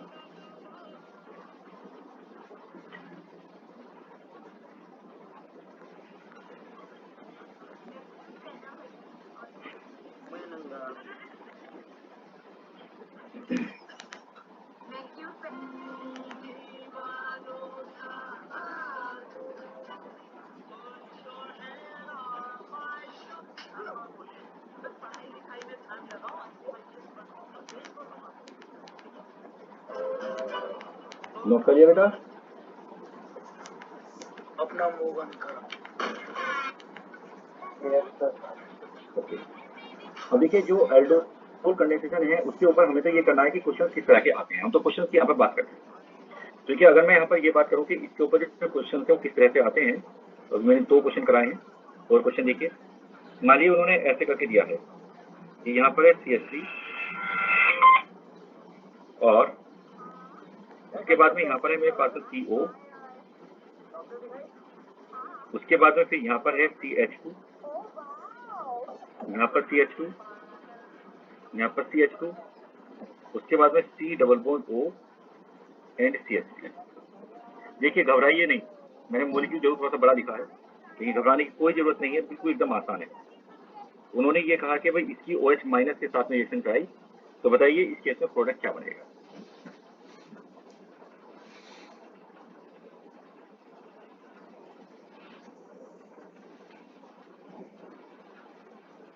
बिल्कुल एकदम आसान है, मुश्किल बिल्कुल भी नहीं है। तो देखिए मैं आपको समझाता हूँ कि इस तरह के जो क्वेश्चन है उसमें आपको क्या करना होता है। देखिए सबसे पहले तो आप ये देखिए कि जैसे ये वाला कार्बन है तो इस कार्बन के इस साइड में भी यहाँ पर एसिडिक हाइड्रोजन है और इस कार्बन के इस साइड में भी एसिडिक हाइड्रोजन है। ये वाली साइड और ये वाली साइड आइडेंटिकल है, इसलिए क्वेश्चन आसान है। अब बस आपको ये सोचना है कि ये वाला अल्फा हाइड्रोजन, इसको मैं कहता हूँ कि ये अल्फा 1 है और इसको मैं कहता हूँ कि ये अल्फा 2 है। बस आपको ये सोचना है कि अल्फा 1 और अल्फा 2 में से कौन सी हाइड्रोजन ज्यादा एसिडिक है। अगर आप इस क्वेश्चन का जवाब यहाँ पर दे पाते हैं तो ये क्वेश्चन आपके लिए बहुत आसान हो जाएगा। This is a specialized human-shaped shark cage alpha 1 पे यहाँ पर नेगेटिव चार्ज आया, middle of a shark अगर feeding यहाँ पर frenzy. नेगेटिव चार्ज आया और इस केस में क्या हुआ कि इस साइड से हमारे पास प्लस आई लग रहा हुआ, देखो ये तो बहुत दूर है, ये तो बहुत दूर है और यहाँ पर मेरे पास ये मोर क्राउडेड है, यहाँ पर प्लस आई लग रहा हुआ। ये वाला जो केस है इस वाले में यहाँ पर कोई प्लस आई तो लगेगा नहीं, ये तो एक साइड में आ गया। तो देखिए अगर ये इन दोनों के बीच में आ जाता तो बात अलग थी, वो तो एक अलग बात थी, रेजोनेंस हो जाता है, इसमें कोई रेजोनेंस तो यहाँ पर है नहीं। तो ये वाले जो ग्रुप है हमारे पास में, ये यहाँ पर इसको अनस्टेबल करेंगे। तो याद रखेंगे कि जो नेगेटिव चार्ज है बेटा वो टर्मिनल होने पर ज्यादा स्टेबल होता है, टर्मिनल होने पर, बीच में साउंडेड होने पर नहीं। तो इस केस में सबसे पहले तो आपको ये देखना होता है जो नेगेटिव चार्ज है वो कहाँ पर स्टेबल है और वहीं पर ही नेगेटिव चार्ज क्रिएट करिए। इस केस में मैंने कहा है कि यहाँ पर नेगेटिव चार्ज ज्यादा स्टेबल है, तो जो कुछ हमारे पास बनेगा वो हो जाएगा यहाँ पर CH2, यहाँ पर नेगेटिव चार्ज, यहाँ पर C, यहाँ पर डबल बॉन्ड O, उसके बाद में यहाँ पर CH2, यहाँ पर CH2, यहाँ पर बेटा CH2, उसके बाद में यहाँ पर आया C double bond O and CH3। इसमें आपको दो बातें सोचनी है, एक तो नेगेटिव चार्ज कहाँ स्टेबल है, ये उसके अकॉर्डिंग मैंने आपको समझा दिया कि ये टर्मिनल होने पर नेगेटिव चार्ज ज्यादा स्टेबल होता है, पहली बात। दूसरी बात आपको एक और सोचनी है, दूसरी ये सोचनी है कि जो रिंग है हमारे पास वो रिंग कितने कार्बन एटम की बनेगी, ये भी आपको इस केस में देखना होगा। जो रिंग है वो कितने कार्बन एटम की बनेगी। हाँ, तो इस वाले केस में अगर मैं यहाँ से इसका जो अटैक है इसका अटैक इस पे करा दूँ, इस वाले कार्बन पर, अब तक आप यही तो करा रहे थे कि पहले कार्बन पर नेगेटिव चार्ज क्रिएट कर रहे थे। देखो इससे पहले वाले क्वेश्चन में आपने यही तो क्या है, पहले आपने कार्बन पर नेगेटिव चार्ज क्रिएट किया, फिर दूसरे कार्बन पर आपने अटैक करा दिया। अब ये जो नेगेटिव चार्ज है वो भी इसी मॉलिक्यूल के अंदर है और जो कार्बन है वो भी इसी मॉलिक्यूल में है, तो दोनों बातें इसी मॉलिक्यूल के अंदर आ गई। इस केस में क्या होगा कि इंट्रामोलिकुलर एल्डोल हो जाएगा। तो जो मैं यहाँ पर केस करा रहा हूँ ये बेसिकली कौन सा है, ये है यहाँ पर इंट्रामोलिकुलर एल्डोल। इंट्रामोलिकुलर एल्डोल,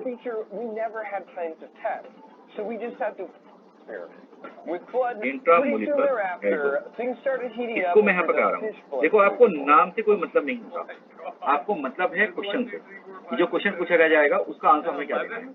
इस केस में क्या है कि इंट्रामोलिकुलर एल्डोल हो जाएगा, तो ये इस पे जाकर अटैक करेगा। अब मैं काम करता हूँ कि ये इलेक्ट्रॉन पे इधर को शिफ्ट करेगा, मैं नंबर देता हूँ, कार्बन एटम को नंबर देने से आसानी हो जाएगी। ठीक है, 1, यहाँ पर 2, यहाँ पर 3, यहाँ पर 4, यहाँ पर 5, यहाँ पर 6 और यहाँ पर 7। तो ये जो 7 नंबर कार्बन एटम है ये एक्चुअली 2 से अटैच हुआ, तो 1, 2, 3, 4, 5 एंड 6। इस केस में हमारे पास 6 मेंबर रिंग का फॉर्मेशन हो रहा है, तो मैं पहले 6 मेंबर रिंग का फॉर्मेशन हो रहा है तो 6 मेंबर रिंग बना लेता हूँ यहाँ पर। इससे आप देखोगे कितना आसान हो जाएगा। ठीक, तो जो मेरे पास में यहाँ पर CH3 है, एक CH3 को, क्योंकि ये तो साइड में अटैच रहेगा यहाँ पर, तो मैं इस CH3 को अटैच कर देता हूँ यहाँ पर।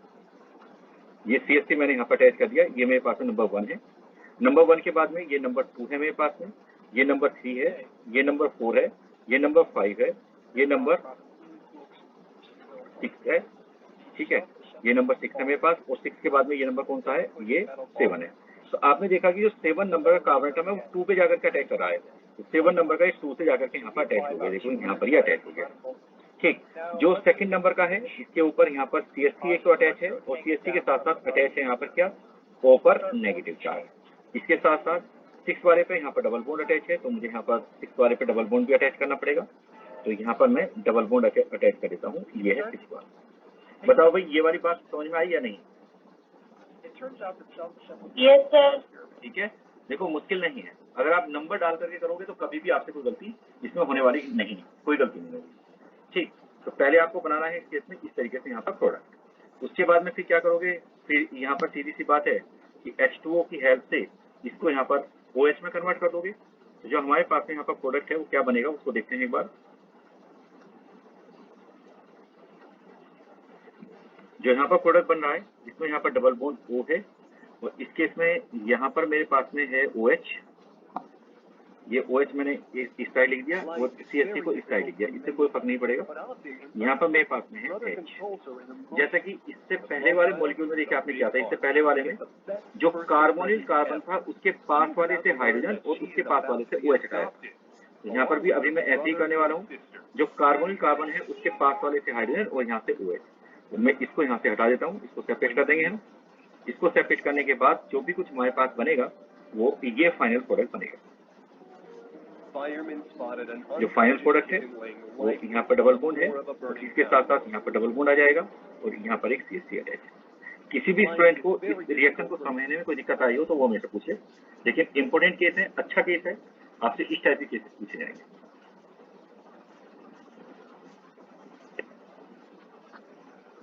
रिएक्शन का नाम होता है इंट्रामोलिकुलर एल्डोल कंडेंसेशन, यानी कि एक ही मॉलिक्यूल के अंदर एल्डोल हो जाना, इंट्रामोलिकुलर एल्डोल कंडेंसेशन।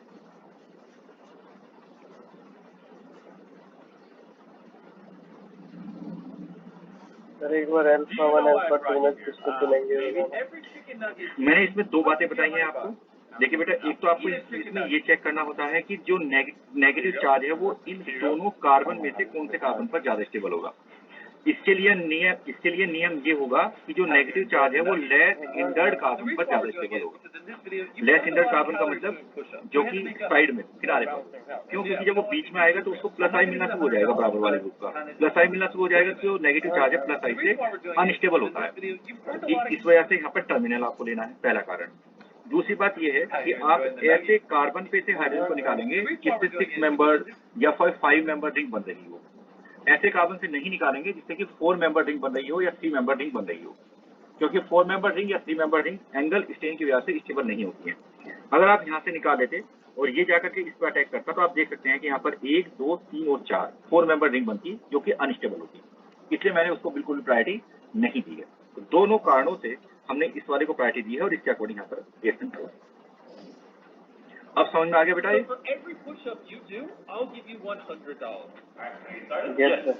ठीक है, बस ये ध्यान रखेंगे, क्योंकि 4 मेंबर रिंग अनस्टेबल होती है, इसलिए यहाँ पर मुझे 6 मेंबर रिंग बनानी चाहिए। 6 मेंबर रिंग सबसे ज्यादा स्टेबल होती है। चलिए अब देखिए, ये तो केस थे मेरे पास में, जिसको मैंने कहा है इंट्रामोलिकुलर। ये नोट कर लिया ना? नोट कर लो एक बार।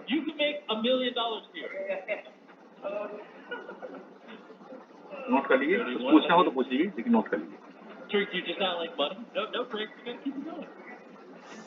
$3,900, $4,000. Oh, all right. Congratulations on winning $4,000. You covered all my workouts. I have 5 debit cards. Court की जेब में देख रहा हूँ, क्योंकि आपसे जो क्वेश्चन पूछे जाएंगे उनमें तो सीधी सी बात है कि आपको दिया हुआ होगा कि भाई इन दोनों के बीच में पापा की जैकेट ना हो बनेगा जो मॉल से लाए उसमें क्या होगा, उसके अंदर ऑप्टिकल आइसमेंट अंदर वाली जेब में होगी, ज्योमेट्रिकल आइसमेंट होगी या नहीं होगी, कितने मेंबर की रिंग बनेगी, इस तरह से चीजें पूछी जाएगी। तो यहाँ पर ये दे दिया उन्होंने, उसके बाद में आपसे पूछ दिया कि बताओ कितने मेंबर की रिंग बनेगी। यहाँ पर क्लियर कट है कि मैंने यहाँ पर 6 मेंबर की रिंग बनाई है, तो 6 मेंबर की रिंग बनेगी। अगर आपने इस टाइप की चीजों को प्रॉपर्ली समझ रखा है तो गलती करने के चांसेस ही नहीं। Anything you can carry, I'll pay for. But if you drop one item, you get nothing. All right, pick a store, any store. ठीक है भाई, नोट हो गया? You bought me an iPhone? Yeah, I customized it for you. Are you serious right now? Whoa, no way. Bro, look at that joy on his face right there. He loves it. In this video, I'm also giving away 50 iPhone 11 Pro. Here are 5 iPhone 11 Pro Maxes for the Mr. Beast team. So this one's going to be for Garrett because he wanted green. This one will probably be for Chris. This one's for Mr. Beast. This one's for Chandler. And this one's for Jake. Let's start out with the one for Mr. Beast. Open it up. Brand new iPhone 11 Pro Max.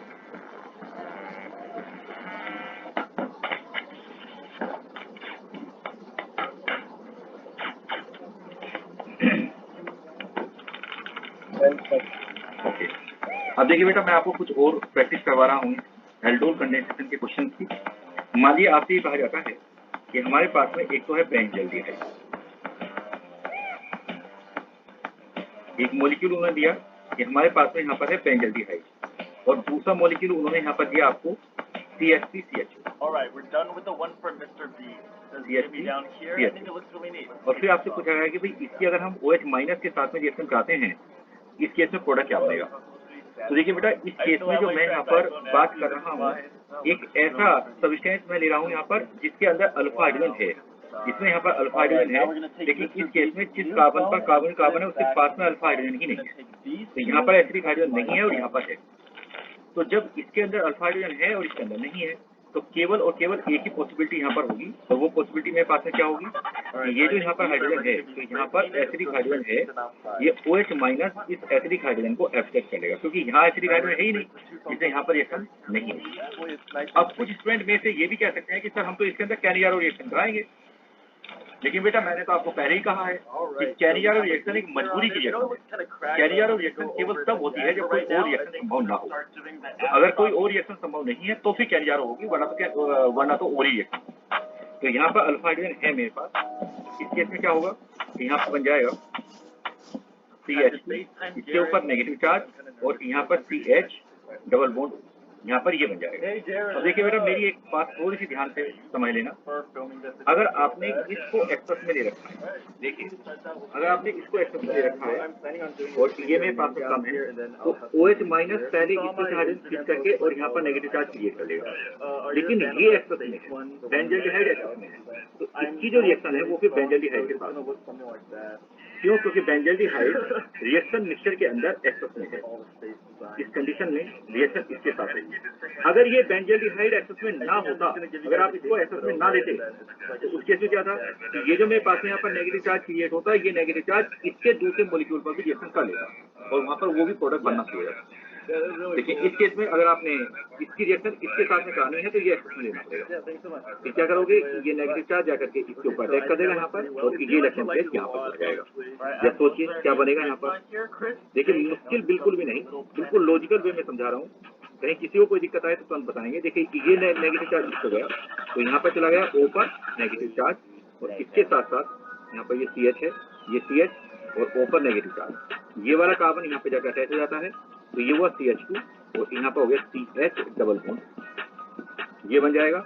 उसके बाद में फिर आप इसको acidify कर दोगे, HOH कर दोगे इसको, तो इस केस में यहाँ पर बन जाएगा हमारे पास में, यहाँ पर बन जाएगा CH, यहाँ पर है OH और इस केस में है यहाँ पर CH, यहाँ पर मेरे पास में H, उसके बाद में यहाँ पर CH और डबल बॉन्ड, ये बन जाएगा। उसके बाद आपको कुछ नहीं करना है, यहाँ से ये H2O सेपरेट आउट कर दिया, ये H2O आपने यहाँ पर सेपरेट आउट कर दिया। उसको सेपरेट आउट करने के बाद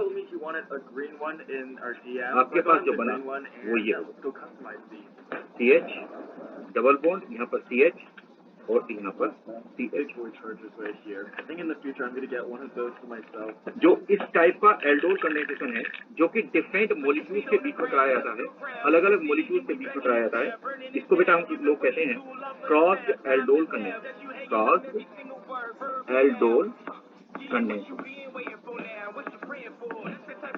अगर डिफरेंट मॉलिक्यूल्स के बीच में कराओगे तो नाम हो जाएगा इसका क्रॉस एल्डोल कंडेंसेशन। जैसे एक ही मॉलिक्यूल के अंदर कराया था तो उसका नाम हो गया था इंट्रा मॉलिक्यूलर एल्डोल कंडेंसेशन। तो ऐसे ही अगर दो अलग अलग मॉलिक्यूल्स के बीच में कराओगे, दो डिफरेंट टाइप के मॉलिक्यूल हैं उनके बीच में कराओगे, तो उसका नाम हो जाएगा क्रॉस एल्डोल कंडेंसेशन। और इसमें भी आपको ढूंढना पड़ेगा कि प्रोडक्ट क्या बनना चाहिए। नोट कर लीजिए, किसी को कोई दिक्कत हो इसको समझने में तो मेरे से पूछ लीजिए। Technically, you could say all the phones are one big piece. It just connects everything together. Sir अगर हम दूसरे वाले कंपाउंड को एक्सेस में लेते हैं तो क्या होगा? तो दूसरे वाले को एक्सेस में लेंगे तो क्या होगा कि ये जो नेगेटिव चार्ज है, ये नेगेटिव चार्ज इसी के ऊपर अटैक करना शुरू कर देगा, इसी मॉलिक्यूल के ऊपर। अगर मान लो इसमें यहाँ पर नेगेटिव चार्ज तो केवल इसी मॉलिक्यूल में आएगा, और जो नेगेटिव चार्ज इस मॉलिक्यूल में यहाँ पर आया वो क्या करेगा, इसके ही दूसरे मॉलिक्यूल पर अटैक कर देगा, एक और प्रोडक्ट बन जाएगा यहाँ पर।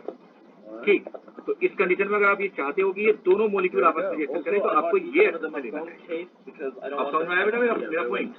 ओके सर, ठीक है, मैं अभी एक और केस लूँगा यहाँ पर, उसके हेल्प से समझाऊंगा। Here it is. It's all boxed up. I know it's not pretty, but time to take it to the post office. Now, before we go surprise Mr. Beast, let's talk about the giveaway. I customized these 5 iPhone 11 Pros for Mr. Beast and his team today. The strategy game Lords Mobile have worked with Mr. Beast back in... बस logical वे में बातों को समझेंगे तो कोई दिक्कत नहीं है। देखिए एनसीईआरटी ने तो क्या किया कि एनसीईआरटी ने इस टॉपिक को लिखा और इसको इसकी मैकेनिज्म बता करके और उससे प्रोडक्ट निकालना सिखा दिया, लेकिन अब इसके ऊपर क्वेश्चन बहुत सारे बन सकते हैं ना, और जो कि एनसीईआरटी की लाइन से ही रिलेटेड है। आप ये भी नहीं कह सकते कि वो एनसीईआरटी की लाइन नहीं है, एनसीईआरटी की ही लाइन रहेगी, लेकिन नीट इसके ऊपर अच्छे अच्छे क्वेश्चन बनाएगा।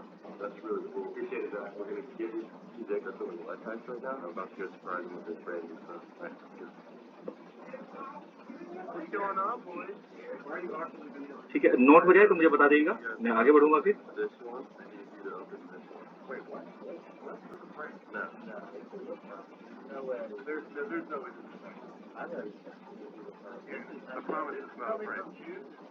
Not a prick. Why are you going for that first? Because I'm seeing if it's an actual phone case. Dude, are you serious? Yeah. Are you serious right now? Whoa. No way. What the? Bro. Oh my god. Yo, you're kidding. That is amazing. Is this for real? Yeah. Dude. Everyone say thanks, Jack. Bro, he did only 4 years. That's all it was. Thanks, man. I did follow. I need to follow you on Twitter. Oh my god. This is amazing. Holy crap. I put it on Facebook. I gotta send him some business. No, he said no worries. He said just Corey, what do we want to do?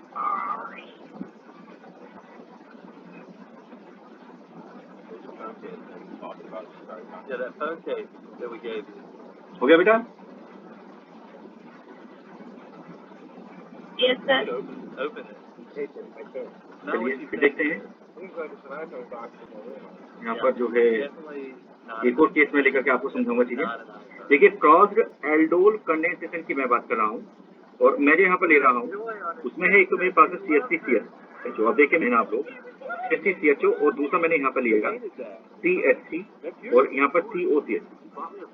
देखिए ये दो चीजें मेरे पास में है, और आपसे कहा गया है कि भाई इनकी जो रिएक्शन है वो हमने यहाँ पर कराई OH माइनस के साथ, तो बताइए इस केस में क्या होगा। तो ये क्रॉस्ड एल्डोल कंडेंसेशन है इन दोनों का, और इस केस में आपको प्रोडक्ट नहीं है।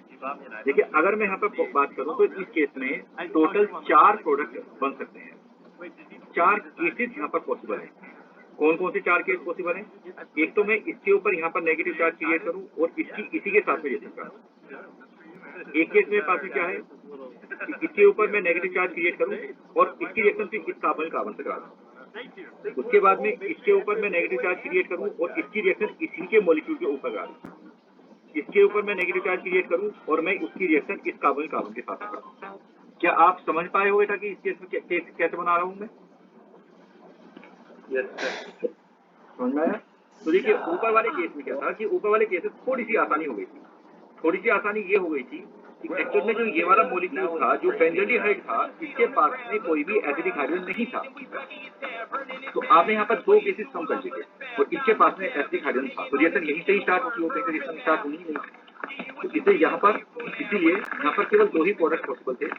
इसके ऊपर जो नेगेटिव चार्ज आया वो नेगेटिव चार्ज या तो इसकी मॉलिक्यूल के ऊपर अटैक कर दिया, या फिर जो इसके ऊपर नेगेटिव चार्ज आया वो बेंजोल्डिहाइड पर रिएक्शन करेगा। बेंजोल्डिहाइड अगर आपने एक्सेस में कर दिया तो फिर इसकी रिएक्शन बेंजोल्डिहाइड के साथ ही होगी। ऐसा ही अब मैं यहाँ पर कह रहा हूँ इस केस में क्या है कि अगर आपने ये लिया तो यहाँ पर जो पॉसिबिलिटी है वो ज्यादा होगी। इसमें कई सारे प्रोडक्ट यहाँ पर पॉसिबल है। कौन कौन से प्रोडक्ट यहाँ पर बन सकते हैं एक बार देखते हैं। देखिए एक तो यहाँ पर पॉसिबल है कि इसके ऊपर नेगेटिव चार्ज आए और इसके ऊपर जो नेगेटिव चार्ज आए मैं यहाँ पर बना करके दिखा रहा हूँ। जैसे इसके ऊपर यहाँ पर मेरे पास में नेगेटिव चार्ज आए, तो नेगेटिव चार्ज जब इसके ऊपर आएगा तो यहाँ पर बन जाएगा मेरे पास में CH2 और यहाँ पर हो गया CH डबल बॉन्ड O, तो यहाँ पर ये नेगेटिव चार्ज आ गया। अब ये क्या करेगा कि इसके ही दूसरे मॉलिक्यूल पर अटैक करेगा, यानी कि CH3 CH double bond O, तो ये क्या करेगा कि ये इस वाले कार्बन पर अटैक कर देगा और अटैक करके इलेक्ट्रॉन